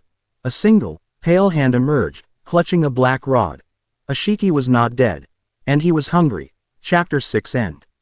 Chapter 7. The Immortal Queen. The wind over the Grimlands did not howl, it whispered. It was a dry, necrotic sound, like sandpaper dragging across bone. The sky here was permanently choked by violet storm clouds that roiled without raining, casting the landscape in a bruised, twilight gloom. Naruto touched down on a jagged spire of black rock. He didn't make a sound.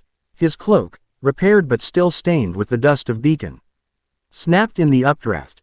He closed his eyes, entering sage mode instantly. The orange pigmentation encircled his eyes. The sensory feedback was nauseating. The land itself was screaming. Below him, pools of black tar bubbled, spawning beowulfs and ursai by the hundreds. But underneath that familiar malice, there was something else.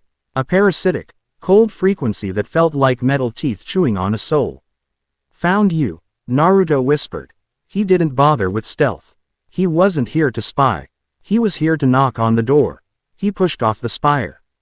A sonic boom shattered the rock behind him as he streaked toward the massive, whale-shaped structure floating in the distance, Monstra.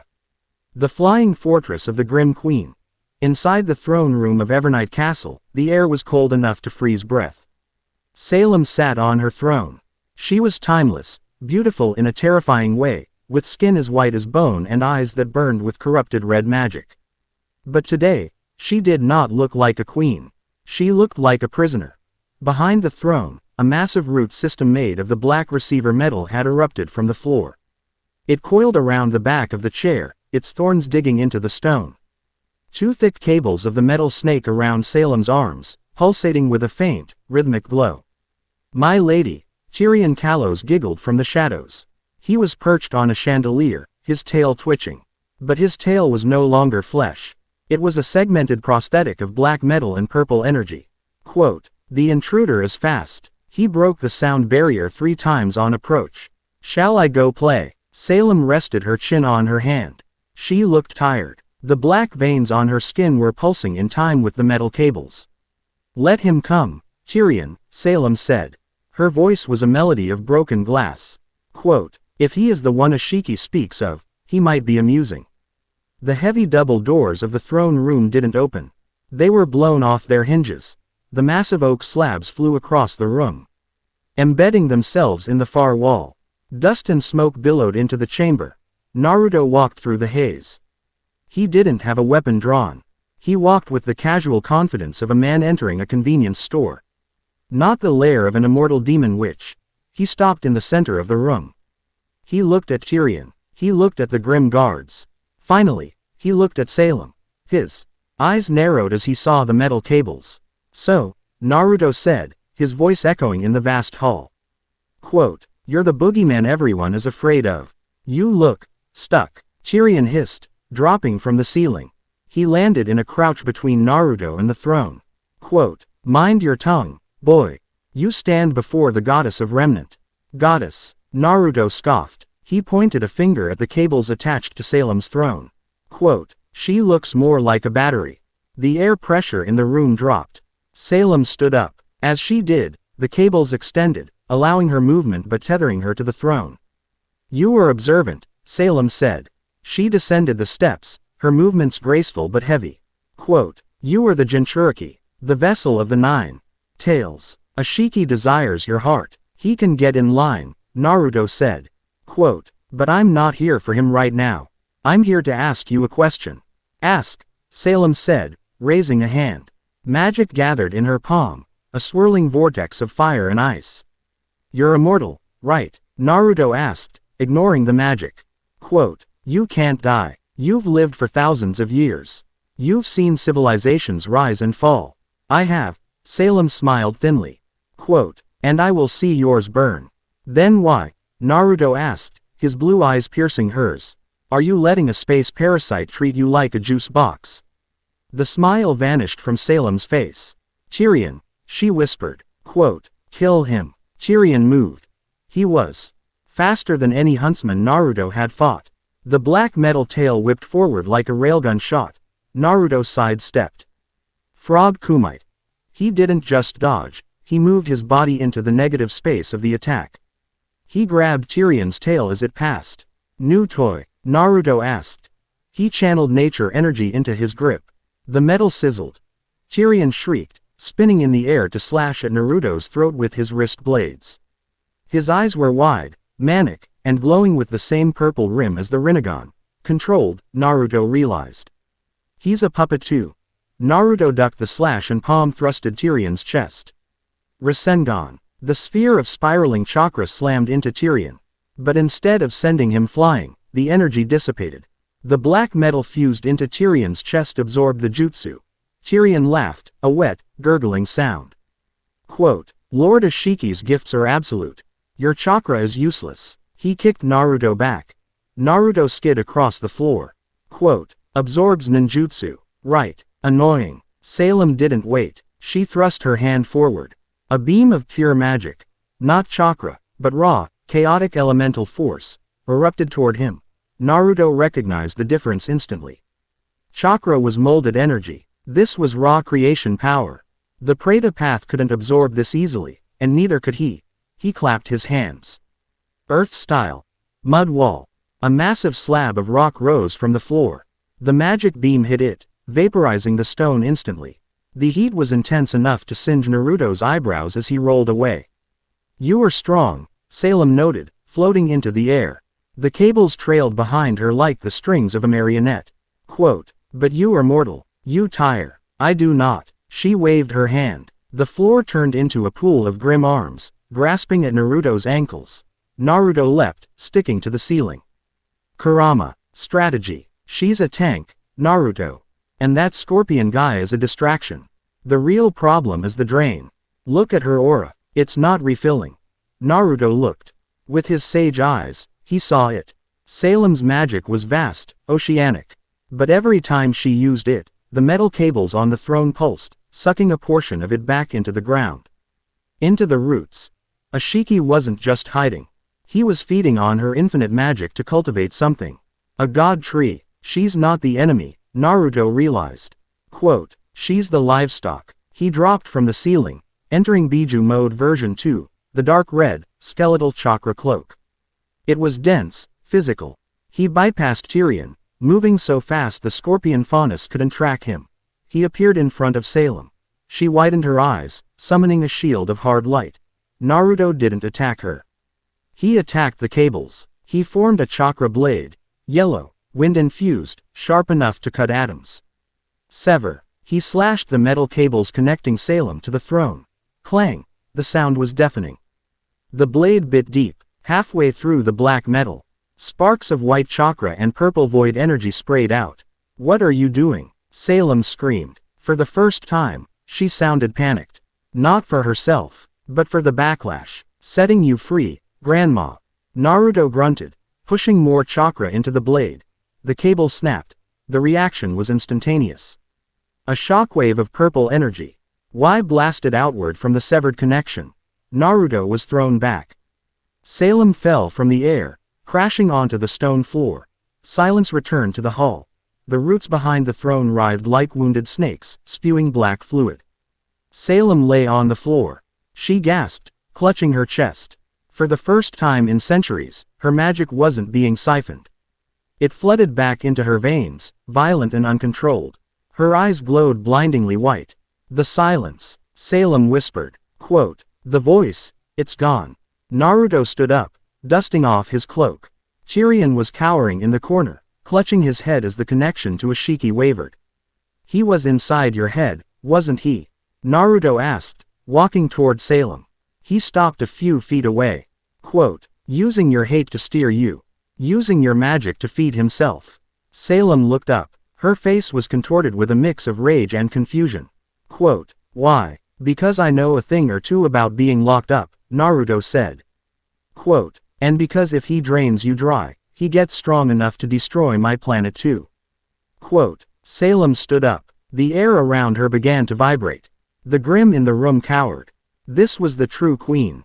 Unbound. You think this makes us allies? Salem hissed. I still desire death for this world.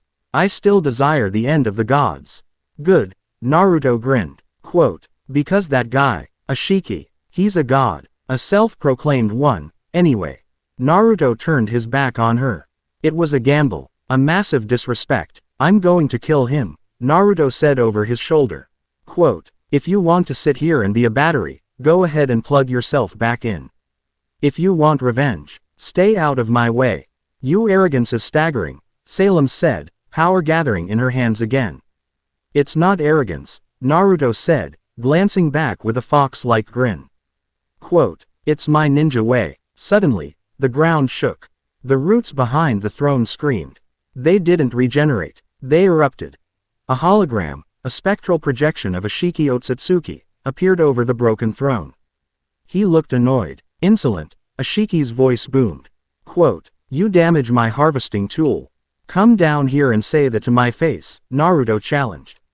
Soon, Ashiki promised. Quote, the fruit is nearly ripe. Enjoy your small victory, Jinchuriki. When the tree blooms, this world will be silent. The projection vanished. The roots withered and died, retreating into the earth. Salem stared at the spot where the projection had been. Her hands were shaking, not from fear, but from an apoplectic fury. She had been used. She, who manipulated the world, had been a puppet.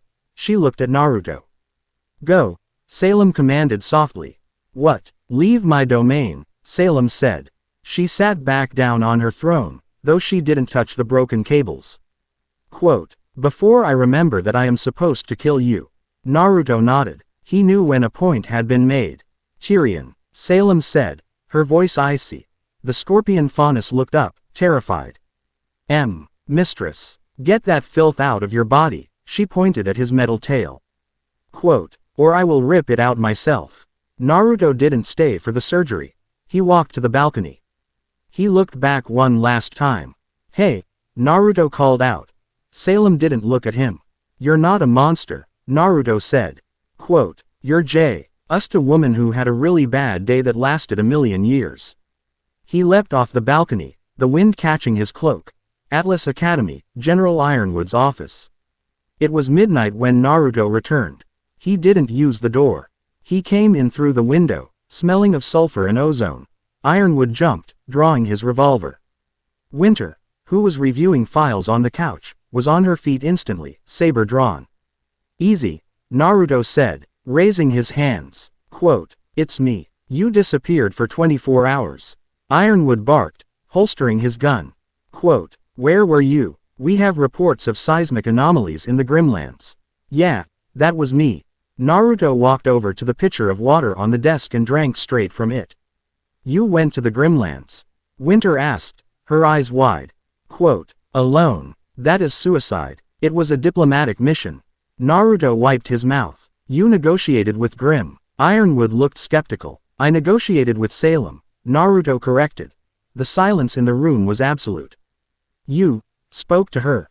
Ironwood whispered. Quote, is she's real, Naruto confirmed. Quote, she's immortal, she's powerful, and she's pissed off. He sat down in Ironwood's chair, spinning it around. But the good news is, she's not the boss anymore. Ashiki Otsutsuki is. He had her hooked up to a machine, draining her magic. I broke it. You broke the connection, Winter asked, sheathing her saber. Quote, why? Would it not be better to let them weaken each other? No, Naruto's face darkened. Quote, because Ashiki isn't just killing her. He's farming her. He's building a chakra tree. If that thing grows, it sucks the life out of the planet. Everyone dies. Not just Huntsman. Everyone. Ironwood walked to the window, looking out at his city. A chakra tree. We have time, Naruto said. I bought us a delay. Salem is going to be busy purging Ashiki's influence from her ranks. She won't attack Atlas yet. She's proud. She wants the traitor first. So we have a three-way war, Winter summarized. Quote, humanity, Salem, and the Otsutsuki. Exactly. Naruto stood up. Quote, which means we need to stop playing defense, General. We need to wake up the world. We need the other kingdoms. The CCT is down, Ironwood reminded him. Quote, we cannot communicate. Then we fix it, Naruto said. Quote, or we build something new. But we can't do this alone. I saw what Ashiki is building. If he comes here, I can't stop him by myself. He looked at his prosthetic hand. It was trembling slightly. The clash with the cables had taken a toll. I need a team, Naruto said. Quote, not just kids. I need killers. I need the best you've got. Winter stepped forward. Quote, you have the ace ops. You have me. It's a start. Naruto smiled tiredly. Quote, but we're going to need more than soldiers. We're going to need miracles. The door opened. Weiss stood there, wearing her pajamas and a look of profound relief that quickly turned to anger. You, Weiss pointed a shaking finger at him. Quote, you left a note. Single quote, gone to buy milk. Naruto scratched the back of his head, laughing nervously. I meant, fight evil. My handwriting is bad. Weiss marched over and punched him in the arm. Hard. Then she hugged him. Don't you ever do that again, she muffled into his chest. I can't promise that, Naruto said softly, resting his chin on her head. Quote, but I promise I'll always come back. Ironwood watched them. For the first time in months, he general felt a flicker of something he thought he had lost. Hope, but in the reflection of the glass, the general's eyes looked hollow. He was calculating the odds. And he was realizing that miracles were in short supply. If we cannot win. Ironwood thought, his hand drifting to the access key for the Staff of Creation in his pocket, then we must sacrifice. Chapter 7 end. Chapter 8. Convergence. The alarms didn't blare, they screamed. It was a dissonant, mechanical shriek that echoed through every street in Atlas and Mantle, overriding the heating grids and the propaganda screens. Naruto stood on the edge of the landing bay in the Atlas Academy, the wind whipping his cloak. His eyes were fixed on the tundra below. He's here, Naruto said. Weiss, standing beside him and buckling her dust bandolier, looked down. I don't see anything on the sensors. The long-range scanners are clear. Sensors look for heat, Naruto said, his voice tight. Quote, they don't look for malice. He pointed. Far below. In the center of the sprawling slum city of Mantle, the permafrost exploded. It wasn't a bomb. It was an impact from above that had moved too fast to be tracked. A shockwave of displaced air flattened 3 city blocks instantly, turning brick and mortar into dust. From the center of the crater, a pillar of black light erupted, piercing the clouds and striking the underside of the floating city of Atlas. The radio on Weiss's hip crackled. General, Sector 7 is gone. We have. Something is growing out of the crater. It's eating the grid. Naruto leapt. Quote, let's go. Weiss didn't hesitate. She summoned her Queen Lancer, grabbing Blake and Yang as the giant wasp materialized. They dove off the floating city, plunging into the chaos below. Mantle was a kill box. The impact site was dominated by a writhing mass of wood and flesh, a sapling of a god tree. It was already 50 meters tall, its roots tearing through the streets like subway trains, crushing buildings and drinking the geothermal energy from the heating grid. But the tree wasn't undefended. Emerging from the roots were creatures that looked like husks, humanoid shapes made of white biological material, armored with the black chakra receivers. They moved with unnatural jerkiness, wielding spears of bone. Contact! Yang yelled, dropping from the Lancer. She shotgun blasted the ground to cushion her impact, rolling into a punch that shattered a husk's head. The husk didn't die. Its headless body thrashed, growing a spear from its neck to stab at her. Gross. Yang ducked, sweeping the legs. Quote, they regenerate. Blake landed beside her, Gamble shroud flashing. She decapitated 2 more, but they kept moving. Quote, they don't have aura. I can't find a weak point. Burn them. Weiss commanded, landing and casting a ring of fire glyphs. The fire scorched the white skin. But the husks swarmed through the flames, unfeeling. There were hundreds of them. And behind them, floating above the tree, was the architect, Ashiki Otsutsuki, or the entity wearing the ruined, regenerating corpse of Cinder Fall, looked down at the carnage. He was missing his left arm again, replaced by a mass of black rods. His skin was cracking, the vessel failing. Nutrients, Ashiki rasped, his voice amplified by gravity manipulation. Quote, "This planet is rich, but the vessel is weak. I need the relic." He raised his single hand toward Atlas, looming above. Shinra Tensei. The air pressure multiplied by 1,000. Naruto felt it before it hit. He was mid-air, falling toward the fight. "Oh no, you don't." Naruto slammed his hands together. Shadow Clone Jutsu. 1,000 Narutos appeared in the sky, a golden cloud of orange and yellow. They didn't attack Ashiki. They formed a human chain, linking arms, creating a net of chakra beneath the floating city. Wind style. Gale palm. 1,000 clones fired wind blasts upward, creating a massive cushion of air pressure to counteract Ashiki's gravity crush. The two forces collided with a sound like a th. Underclap that shattered every window in Mantle. Atlas groaned, the metal foundation buckling, but it didn't fall. The clones popped into smoke, their job done. The real Naruto crashed into the street, cracking the pavement. He stood up. Glaring at Ashiki. "You're persistent," Naruto spat. "And you are annoying," Ashiki replied. He pointed a finger. Quote, "Kill him." The root system shifted. 1,000 husks turned their attention to Naruto. "Team," Naruto shouted over the comms. Quote, "Form up on me. We need to clear a path to the root." Weiss Schnee dropped from a dropship, her saber flashing, carving a path through the husks to reach him. Weiss, Blake, and Yang closed the circle. They stood back to back in the middle of the swarm. "There's too many of them," Winter breathed, deflecting a bone spear. Quote, "And our attacks aren't sticking." Naruto looked at them. He saw their fatigue. He saw their aura flickering. "Link up," Naruto ordered. "What?" Yang asked, punching a husk away. "I said link up. Touch my shoulder. Do it now. Trust." It was the only currency that mattered. Weiss grabbed his left shoulder. Winter grabbed his right. Blake and Yang grabbed them. Naruto closed his eyes. He reached deep into the seal. "Kurama. Open the gates. Version 1 transfer. Don't burn them out, Naruto. Their bodies aren't made for this. They're huntresses. They can take it." Naruto roared. Red chakra exploded from his body. It didn't burn. It flowed. It poured into Weiss, Winter, Blake, and Yang. It mixed with their auras, supercharging their souls. Weiss gasped. Her eyes turned from pale blue to a slit-pupiled violet. A translucent red fox cloak bubbled around her, forming one tail. She felt infinite.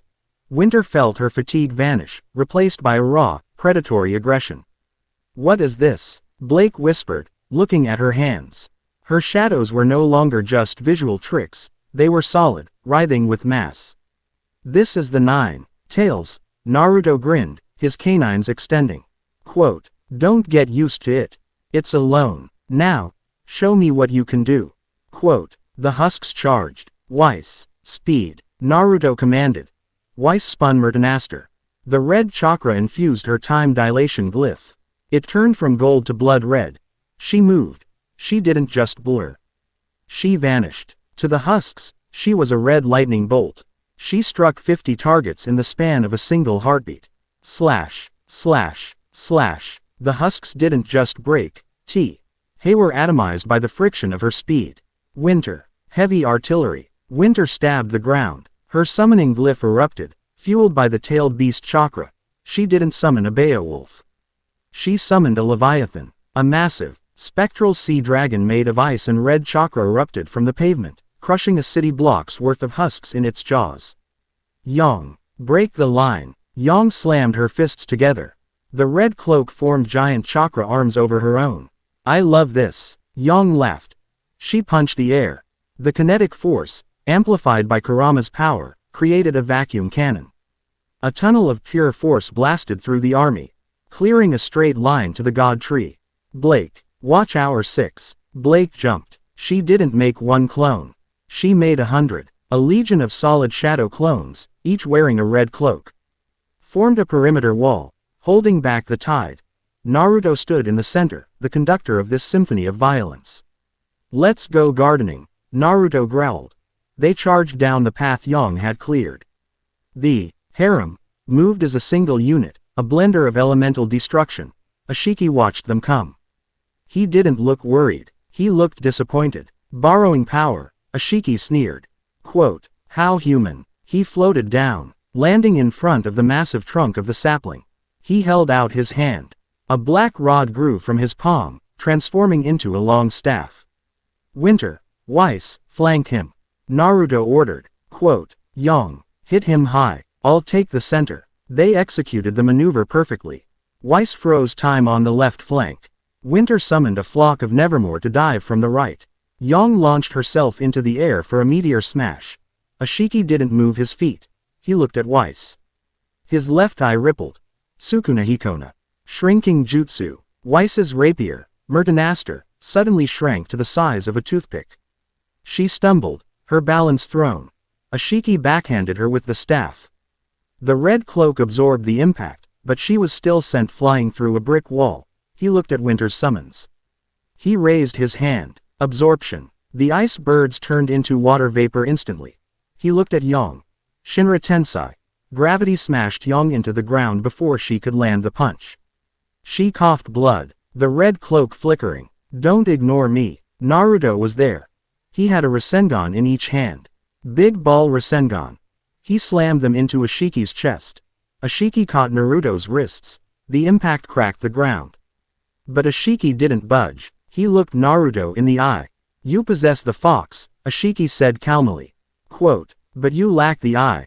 You cannot see the flow of fate. Black rods shot out of Ashiki's chest. Naruto couldn't dodge. They impaled him. Shoulders, stomach, thighs. Gah. Naruto gritted his teeth, chakra flaring. Ashiki kicked him. Naruto flew back, pinned to the trunk of the god tree by the rods. The red cloaks on the girls vanished as Naruto's concentration broke. Naruto. Weiss screamed, pulling herself out of the rubble. Ashiki turned his back on Naruto. He looked up at Atlas. Specifically, at the vault directly above them. The resistance is silenced, Ashiki declared. Quote, now, the staff. He began to float upward, towards the underside of the city. Atlas Academy, Command Center. General Ironwood watched the screen. He saw his elite ace ops failing. He saw the harem broken. He saw Naruto pinned to a tree like a specimen. And he saw the alien god rising to claim the relic that kept his city afloat. General, Clover said, his voice shaking. Quote, target is ascending. He will breach the vault in 3 minutes. Ironwood looked at his hand.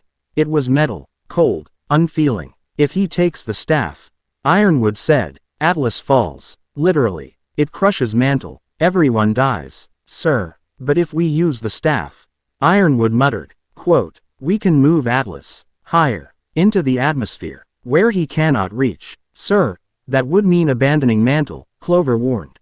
Quote, the crater, the tree, the people down there will be defenseless. Ironwood looked at the screen again. He saw the civilians running from the husks. Then he looked at the black rod in Ashiki's hand. They are already dead, Ironwood said. He turned to the console. He pulled a key from his pocket. Activate the Amity protocol. Divert all power to the primary thrusters. We are raising the city. James, you can't. Oscar Pine, the current host of Ozpin, ran into the room. Quote, if you raise the city, you leave thousands to die. Naruto is down there. Naruto failed, Ironwood stated, his eyes hard as flint. Quote, he is a hammer, Ozpin. We need a shield. Ironwood slammed the key into the slot and turned it. Warning, atmospheric stabilizers disengaged. Ascension sequence initiated. The room shook. Mantle, the crater. The ground groaned. A sound like the earth tearing apart filled the air. Weiss looked up. The shadow of Atlas, which had loomed over them her entire life, was shifting. The city was moving. Up. He's leaving us, Weiss whispered. Quote, Ironwood is leaving us. Ashiki paused in his ascent. He looked at the retreating city. Quote, running. Ashiki laughed. Quote, futile. He turned his attention back to the god tree. Quote, if I cannot have the staff immediately, I will simply consume the fruit first. He placed his hand on the trunk of the tree. The roots pulsed. The husks stopped fighting. They turned toward the civilians hiding in the subway tunnels. Harvest, Ashiki commanded. Naruto struggled against the rods. They disrupted his chakra flow. Every time he tried to mold energy, pain spiked through his nervous system. Damn it, Naruto coughed, blood trickling from his mouth. Quote, Kurama, break these. They're made of truth. Seeking orb material mixed with carbon, Kurama growled. I can't just snap them. You need sage mode. You need nature energy to counter the disruption. Naruto closed his eyes. He stopped fighting. He breathed. The sounds of screaming filled his ears. The sounds of his friends dying. Stillness. He gathered the energy of the frozen earth. The despair of the city. The cold wind. The orange pigment returned to his eyes. But this time, it was deeper. Darker. Snap. The rod in his left shoulder shattered. Ashiki turned around. Naruto ripped his right arm free, shattering the rod. He pulled the one out of his stomach with a wet squelch. He dropped to the ground. His wounds closed in seconds, steam rising from his skin. He didn't look at Ashiki.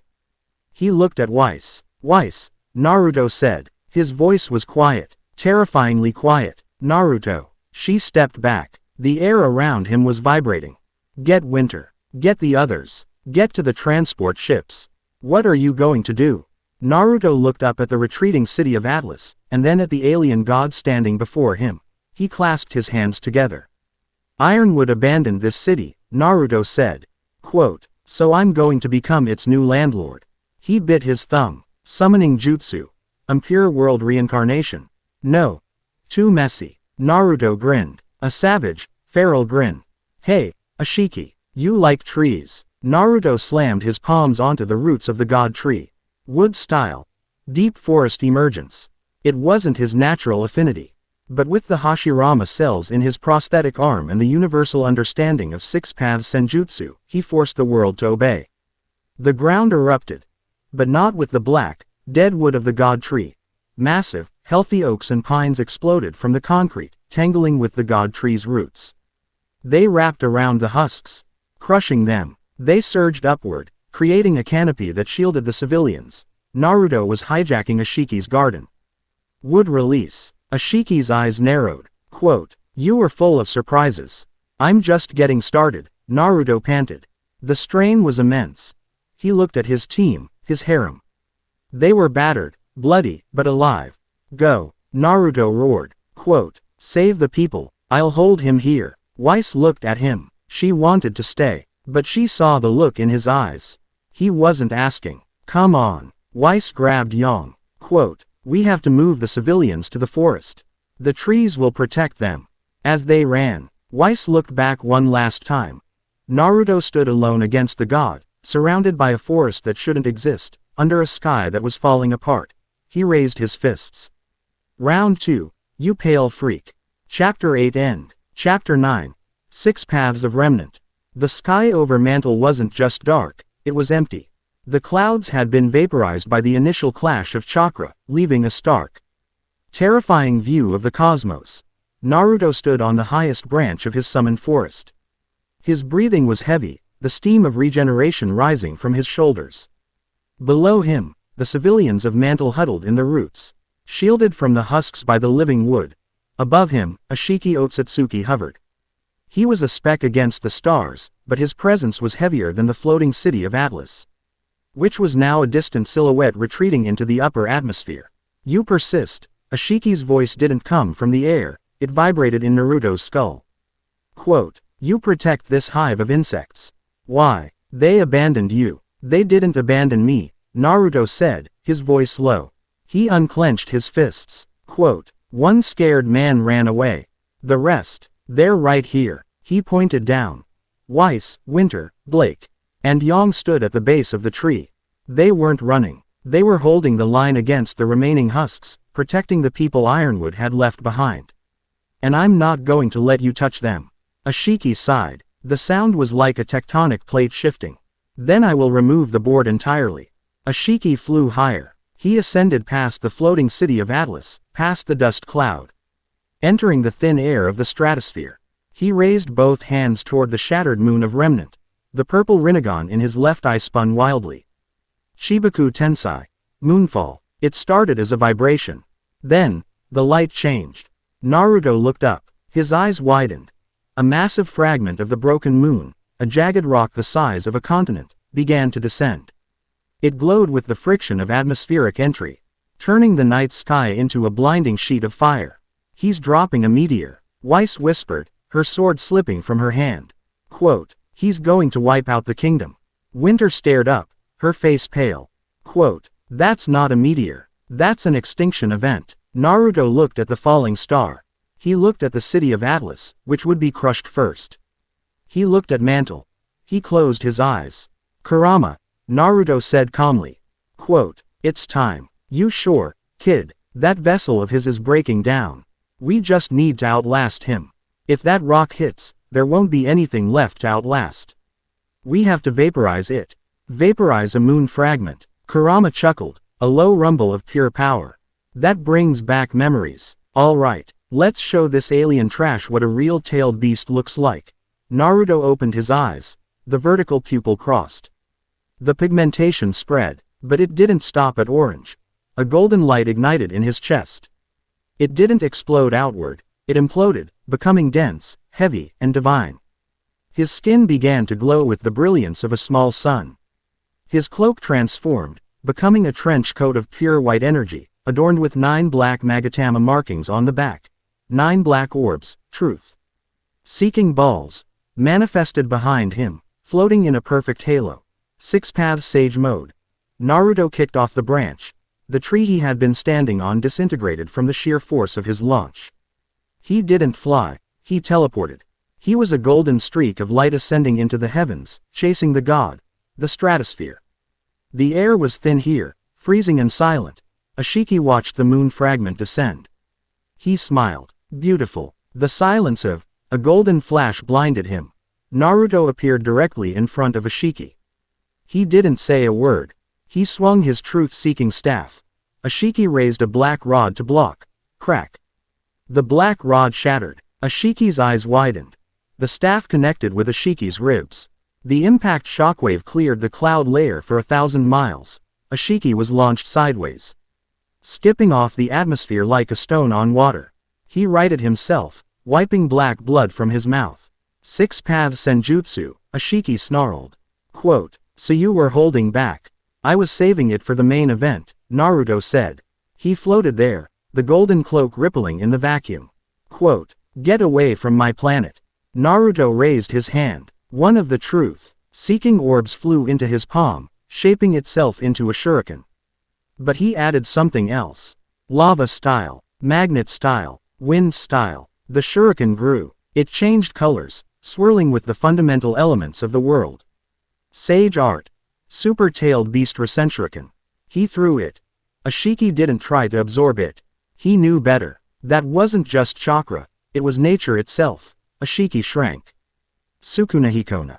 He became microscopic, evading the blast radius.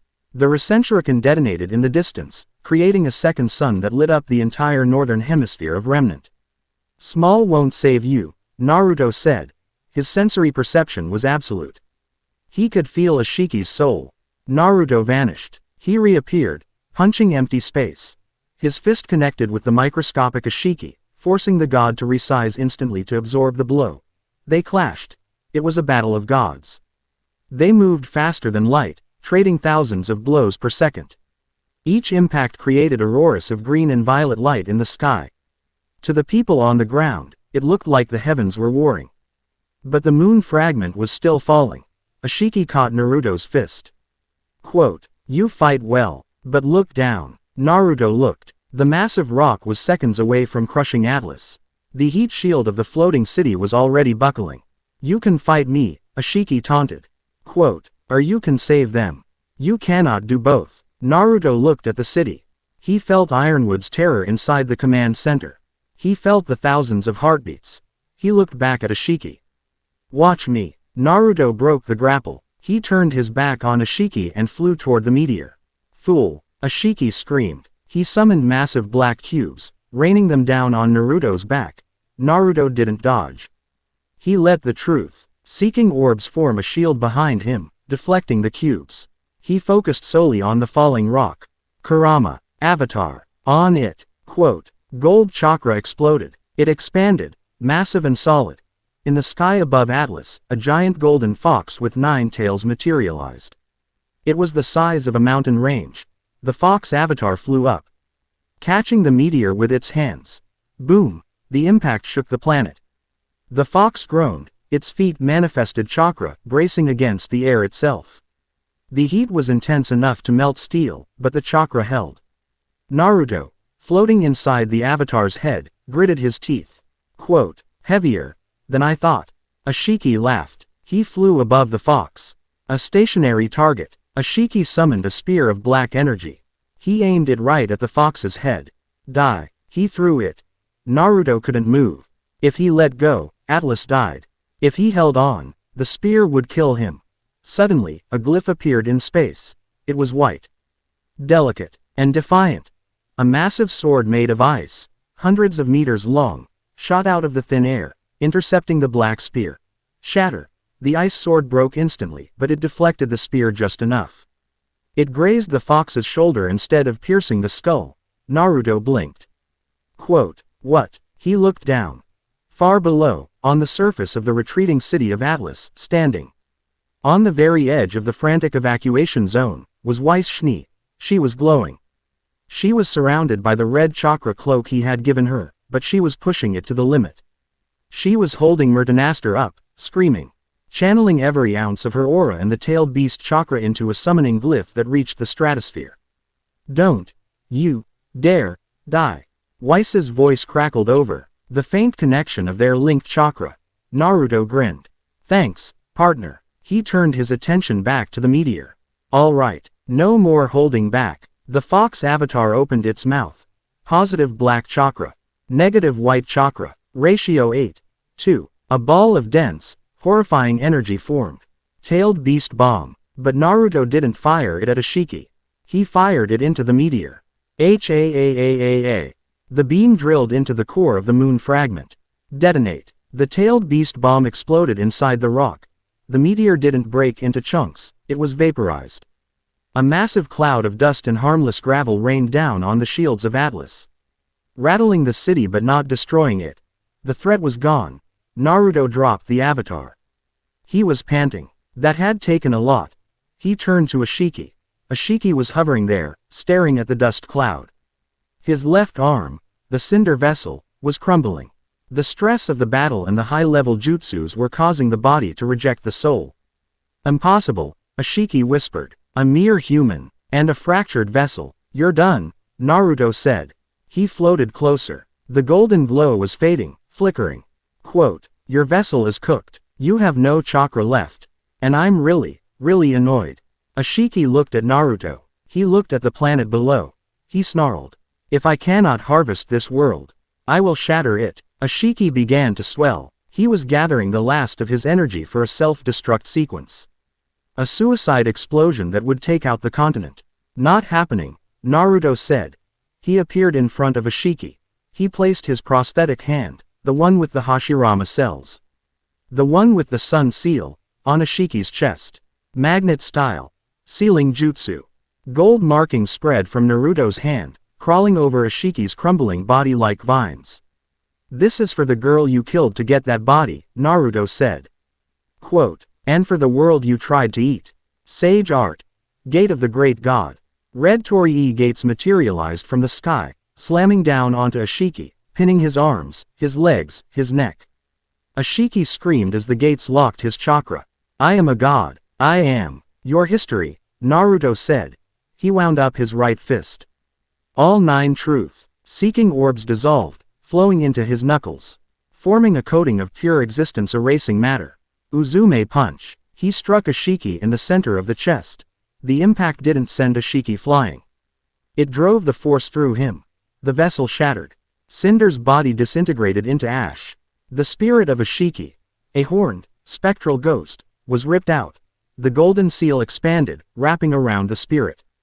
"Be gone." Naruto clenched his fist. The seal compressed. The spirit shrieked, folding in on itself until it was nothing more than a tiny black pearl of sealed energy. Naruto caught the pearl. It was over. The golden mode faded. The 6 paths cloak vanished. Naruto hovered in the silence of space for a moment. He looked at the pearl in his hand. Heavy, he murmured. Then, his eyes rolled back. The adrenaline crashed. The chakra exhaustion hit him like a freight train. Gravity remembered him. Naruto began to fall. The freefall. He was falling fast. Re-entry heat licked at his clothes, but his body was too tough to burn. He was unconscious, tumbling through the sky like a ragdoll. Below him, Atlas was a metal island in a sea of clouds. On the deck of the academy, Weiss watched the golden light fade. She saw the tiny speck falling. "He's out," Blake said, her faunus eyes tracking him. Quote, "He's not slowing down. He's going to hit the city," Yang calculated. Quote, "Terminal velocity. Heel crater." Weiss didn't speak. She didn't panic. She holstered Mertenaster. "Winter," Weiss said. Quote, "Launch me." Winter didn't argue. She slammed her hand on the ground. A massive gravity glyph appeared under Weiss. "Go." Weiss shot into the air. She flew up, past the skyscrapers. Past the shield generator. She saw him. He was falling headfirst, his orange-lined cloak flapping wildly. Weiss gritted her teeth. She cast a glyph in the air. Platform. She jumped off it. Platform. Jump. Platform. Jump. She was running up the sky. She intercepted his trajectory 5,000 feet above the city. She caught him. The impact was brutal. Even with her aura, the momentum nearly dislocated her arms. "Got you," Weiss screamed. But they were still falling. And now she was carrying an extra 200 pounds of muscle and dense bone. Glay. She cast a black gravity glyph below them. Repulsion. They slammed into the repelling force. It slowed them down, but not enough. Again, another glyph. Ice. They crashed through a layer of ice, shattering it to bleed off speed. Again, wind. A cushion of air caught them. They were 100 feet above the plaza. Weiss wrapped her arms around Naruto, pulling him close, shielding his head with her shoulder. "Come on, come on." She cast one last glyph. Time dilation. She slowed time for just a fraction of a second, enough to adjust their landing. They hit the pavement of the Atlas Academy courtyard. They tumbled, rolling across the stone, tangling together until they came to a stop against the base of a statue. Silence. The Aesopes, Ironwood, and the rest of Team RWBY ran toward them. Weiss lay on her back, staring at the sky. Her lungs were burning. Her arms felt like jelly. Lying on top of her, head resting on her chest, was Naruto. He was snoring. Weiss blinked. She let out a breath she didn't know she was holding. A laugh bubbled up in her throat, hysterical, relieved, and exhausted. Naruto shifted. He mumbled something in his sleep. "Ramen." Weiss closed her eyes, a genuine smile softening her sharp features. She brushed a piece of debris out of his spiky blonde hair. "I caught you," she whispered, her voice cracking. Quote, "You idiot." Ironwood stopped a few feet away. He looked at the crater they had made. He looked at the shattered moon that was no longer falling. And he looked at the two of them. Winter knelt beside them, checking for a pulse. "He's alive," Winter announced. Quote, "Just. Completely drained. We won," Yang breathed, falling to her knees. Weiss looked at Ironwood. The general looked older, defeated, even in victory. "You tried to run," Weiss said to him, her voice hard. Quote, "He stayed." Ironwood didn't answer. He looked at the sky, where the golden light had been. He knew, in that moment, that the era of Atlas military supremacy was over. The era of the elemental nations, of chakra, had begun. And the man sleeping on his heiress was the king of it all. Chapter 9 end. Here is the final chapter, Chapter 10. Chapter 10. A world unbound. The world didn't end with a bang, nor did it return to silence. It woke up. 2 weeks had passed since the day of the falling star. The footage of a golden titan catching a meteor had been broadcast to every scroll, terminal, and holoscreen on Remnant. The existence of magic, of chakra, was no longer a fairy tale told by an old wizard in a tower. It was the headline on every news network from Vale to Vacuo. Atlas was docked. The floating city had been lowered, re-anchored to the mantle of the earth, symbolizing a new philosophy, no longer above, but with. In the boardroom of the Schnee Dust Company headquarters, the air conditioning was humming, but Jacques Schnee was sweating. "This is preposterous," Jacques sputtered, slamming his hand on the mahogany table. "I demanded a council inquiry. I demanded the general be court-martialed for reckless endangerment. And instead, you bring me this. He gestured to the holographic screen at the end of the table. It displayed a graph. The SDC stock was plummeting, not because of the attack, but because of a leak. A massive data dump revealing illegal labor practices, off-book deals with Faunus traffickers, and most damningly, a recording of Jacques ordering the abandonment of Mantle to save his own assets. Seated at the opposite end of the table was Weiss Schnee. She wasn't wearing her combat skirt. She wore a tailored white suit, sharp and immaculate. Her hair was down, cascading over her shoulders. She looked tired, but her eyes were diamond hard. Standing behind her, arms crossed, leaning against the wall in a fresh black flak jacket and the repaired orange-lined cloak, was Naruto. The council isn't listening to you anymore, Father, Weiss said calmly. Because they aren't afraid of your money. They're afraid of the truth. The truth. Jacques laughed nervously, looking at the board members who refused to meet his eyes. I am the SDC. I built this empire. Without me, this company collapses. Actually, a voice spoke from the side. Winter Schnee stepped forward. She placed a stack of documents on the table. The board has voted, Winter said. Unanimously. Citing Article 15 of the Corporate Charter. Gross negligence and moral turpitude resulting in catastrophic brand damage. Jacques paled. You can't. You were removed as CEO, effective immediately, Weiss said. She didn't shout. She didn't sneer. She stated it like a weather report. Your assets are frozen pending the investigation into your collusion with the Watts faction. Collusion. I never. We found the emails, Jacques, Naruto spoke up. His voice was low, rumbling through the room. You sold access codes to the heating grid. You thought you were buying insurance. You were buying a noose. Jacques stood up, his chair toppling over. He looked at the board. He looked at his daughters. He looked at the monster in human skin who had ruined everything. I will not be humiliated by my own children. Jacques snarled, reaching for the panic button under the table to summon his private security. Nothing happened. The security team answers to me now, Winter said. Please, Father, do not make this a scene. 2 Atlesian knights walked in. They weren't the old models. They had been patched with new protocols. They gently but firmly took Jacques by the arms. This isn't over. Jacques screamed as he was dragged out. You'll run this company into the ground. You're weak. You're soft. The doors closed. The silence in the room was heavy. Weiss let out a long breath, slumping slightly in her chair. The mask of the CEO slipped, revealing the exhausted girl beneath. Motion to adjourn, Weiss asked the board. Seconded, a terrified board member squeaked. They fled the room like rats leaving a sinking ship. When they were alone, Naruto walked over and placed a hand on Weiss's shoulder. You okay? Weiss covered his hand with hers. I thought I would feel happy. Or triumphant. I just feel relieved. Relief is good, Naruto said. Relief means the weight is gone. Winter walked over to the window, looking out at the sea. ITY where construction crews, human and Faunus working side by side, were repairing the damage. The hard part begins now, Winter said. We have a company to restructure. A reputation to salvage. And a world that knows gods exist. We'll handle it, Naruto said. We have a good team. Beacon Academy. The reconstruction zone veil was healing. The grim dragon had petrified upon Ashiki's defeat, becoming a grim monument on the mountain. The city streets were buzzing with activity. In the courtyard of the ruined academy, Team RWBY-Weiss was running a training drill. But they weren't training students. They were training soldiers. Keep your stance wide, Yang shouted, walking through a line of Atlesian troopers and Veil police. When you channel chakra, it kicks back. If you aren't grounded, you'll blow your own arm off. Yang demonstrated, charging a small amount of blue energy into her fist and punching a dummy.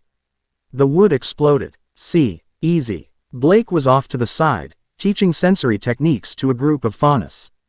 Close your eyes. Don't look with them. Feel the intent, the malice. Naruto and Weiss walked into the courtyard. The vibe changed instantly. Soldiers snapped to attention, not because of rank, but because the hero of the fall had arrived. At ease, Naruto waved them off. I'm not a general, you might as well be, Yang grinned, walking over and wiping sweat from her brow. Ironwood stepped down this morning. Did you hear? I heard. Naruto nodded. He's taking a advisory role. Good. He needs a vacation. Maybe a therapy dog. So, Blake asked, her eyes darting between Naruto and Weiss. Is the hostile takeover complete? Jacques is in a holding cell, Weiss said, a small smile playing on her lips. I am officially the chairwoman of the SDC. Hail to the Queen, Yang struck a pose. Chairwoman, Weiss corrected, though she didn't hide the smile. And the first order of business is a rebranding. No more questionable labor. We're partnering with the Gira Belladonna administration in menagerie. Fair wages. Open trade. Blake looked at Weiss. Her amber eyes softened. Thank you, Weiss. Don't thank me yet, Weiss sighed. The profit margins are going to be terrible for the first 5 years. We'll manage, Naruto said. I can make gold, remember. No, Weiss slapped his arm. No inflation schemes. We do this the right way. Suddenly, a boom echoed from the sky. A dropship landed. But it wasn't Atlas military. It was marked with the emblem of the Toad Sage. Gamakichi hopped out, shrinking down to human size. Yo, Naruto. The toad croaked. Ma's calling. She says you missed dinner.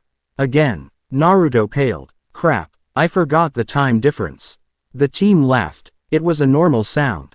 A human sound. After weeks of gods and monsters, it was the most beautiful sound in the world. Naruto looked at them. Young, strong and boisterous. Blake, finding her peace. Weiss, leading her people. Winter, protecting the flank. He realized he wasn't looking at a harem. He was looking at a family. Tell Ma I'll be there on the weekend, Naruto told the toad. I've got a date. A date. Yang raised an eyebrow. With who? The chairwoman, or the general? Winter, who had just walked up, flushed slightly. I am merely his combat partner. Sure, Yang winked. That's what they all call it. Sunset. The cliffs of Patch Naruto stood at the edge of the cliff, overlooking the ocean. In his hand, he held a small black pearl. The seal containing Ashiki's soul. You going to keep that? He didn't turn. He knew the footsteps. Ozpin, or rather, Oscar, walked up to him. The boy looked older now. The weight of 1,000 lives settling into his eyes. I can't destroy it, Naruto said. Energy can't be created or destroyed, only changed. If I break the seal, he respawns somewhere else eventually. Better to keep him in my pocket. A heavy burden, Oscar noted. I'm used to it, Naruto shrugged. I carried a demon for 17 years. A marble is an upgrade. The world has changed, Naruto, Oscar said. Leaning on his cane. Magic is back. The fear is gone, replaced by wonder and ambition. Kingdoms are already asking for chakra training. They want the power you showed them. They can want it all they like, Naruto said. But chakra requires discipline. It connects people. If they try to weaponize it, well, I'm still here. The shadow fire, Oscar mused. That's what the papers are calling you. The guardian who watches from the dark. Better than the knucklehead ninja, Naruto grinned. Are you going back? Oscar asked softly. To your world. Naruto looked at the horizon. He thought of Konoha, of Hinata in another life, of Sasuke, of Kakashi. I tried, Naruto admitted. I checked the coordinates with my sensory perception. The path is blocked. Ashiki's arrival scrambled the dimensional frequency. It might take years to find a way back. I see, Oscar said. He sounded relieved. Then I suppose we are stuck with you. Yeah. Naruto looked back toward the cabin where the lights were on. And he could see silhouettes moving inside. Stuck. Night. The balcony of Schnee Manor. The party was over. The dignitaries had left. The house was quiet. Weiss stood on the balcony, wearing a silk robe. Nursing a glass of wine. The moon, still broken, but shining bright, illuminated the snow-capped mountains of Atlas. Naruto walked out. He had ditched the flak jacket for a simple black shirt and pants. You tired? He asked. Exhausted, Weiss admitted. Being a CEO is harder than fighting gods. At least gods have a hitbox. Naruto chuckled, leaning on the railing next to her. You did good today, Weiss. You looked scary. In a good way. Thank you. She swirled her wine. So, what now? The war is over. The bad guy is in your pocket. My father is in jail. Now, Naruto looked up at the stars. Now we live, we rebuild, we eat ramen. Is that it? Weiss turned to him. Just live. It's harder than it sounds, Naruto said. Peace is boring, but it's a good boring. Weiss put her glass down. She turned to face him fully. And the contract? She asked. The marriage. It was a political maneuver. To save me from my father. That purpose is fulfilled. Naruto looked at her. He saw the hesitation in her eyes. The fear that he would walk away now that the mission was done. He reached out and took her hand. He ran his thumb over her knuckles. Contracts can be renegotiated, Naruto said softly. Weiss's breath hitched. To what terms? Indefinite extension, Naruto said. Mutual partnership. Joint assets. He stepped closer. And maybe, love. Weiss stared at him. The arrogant, loud, powerful, kind-hearted idiot who had fallen from the sky and turned her world upside down. Love. Weiss tested the word. That sounds inefficient. Terribly, Naruto agreed, leaning in. Distracting. Messy. Illogical. I think, Weiss whispered, closing the distance, I can make an exception. She kissed him. It wasn't the kiss of a princess and a knight. It was the kiss of two survivors who had found their anchor in the storm. It was warm, real, and tasted of wine and hope. When they pulled apart, Weiss rested her forehead against his. Don't you dare leave me, Naruto Uzumaki. Not a chance. Weiss Schnee Uzumaki. Ugh. Hyphenated. Weiss groaned, laughing. We'll work on the branding. They stood there as the sun began to crest over the mountains, bathing the recovering world in golden light. Behind them, in the doorway, Winter, Blake, and Yang watched. Finally, Yang whispered, grinning. I owe Blake 20 lean. Pay up. Blake whispered back. Winter just smiled, a rare, genuine thing. She watched the man who had defeated a god holding her sister like she was the most precious thing in the universe. The world was scarred. The threats were still out there. The Grimm were still hungry. But as Naruto looked out over the horizon, he felt the pulse of the planet. It was strong. It was alive. And for the first time in a long time, the fox was home. Chapter 10 End.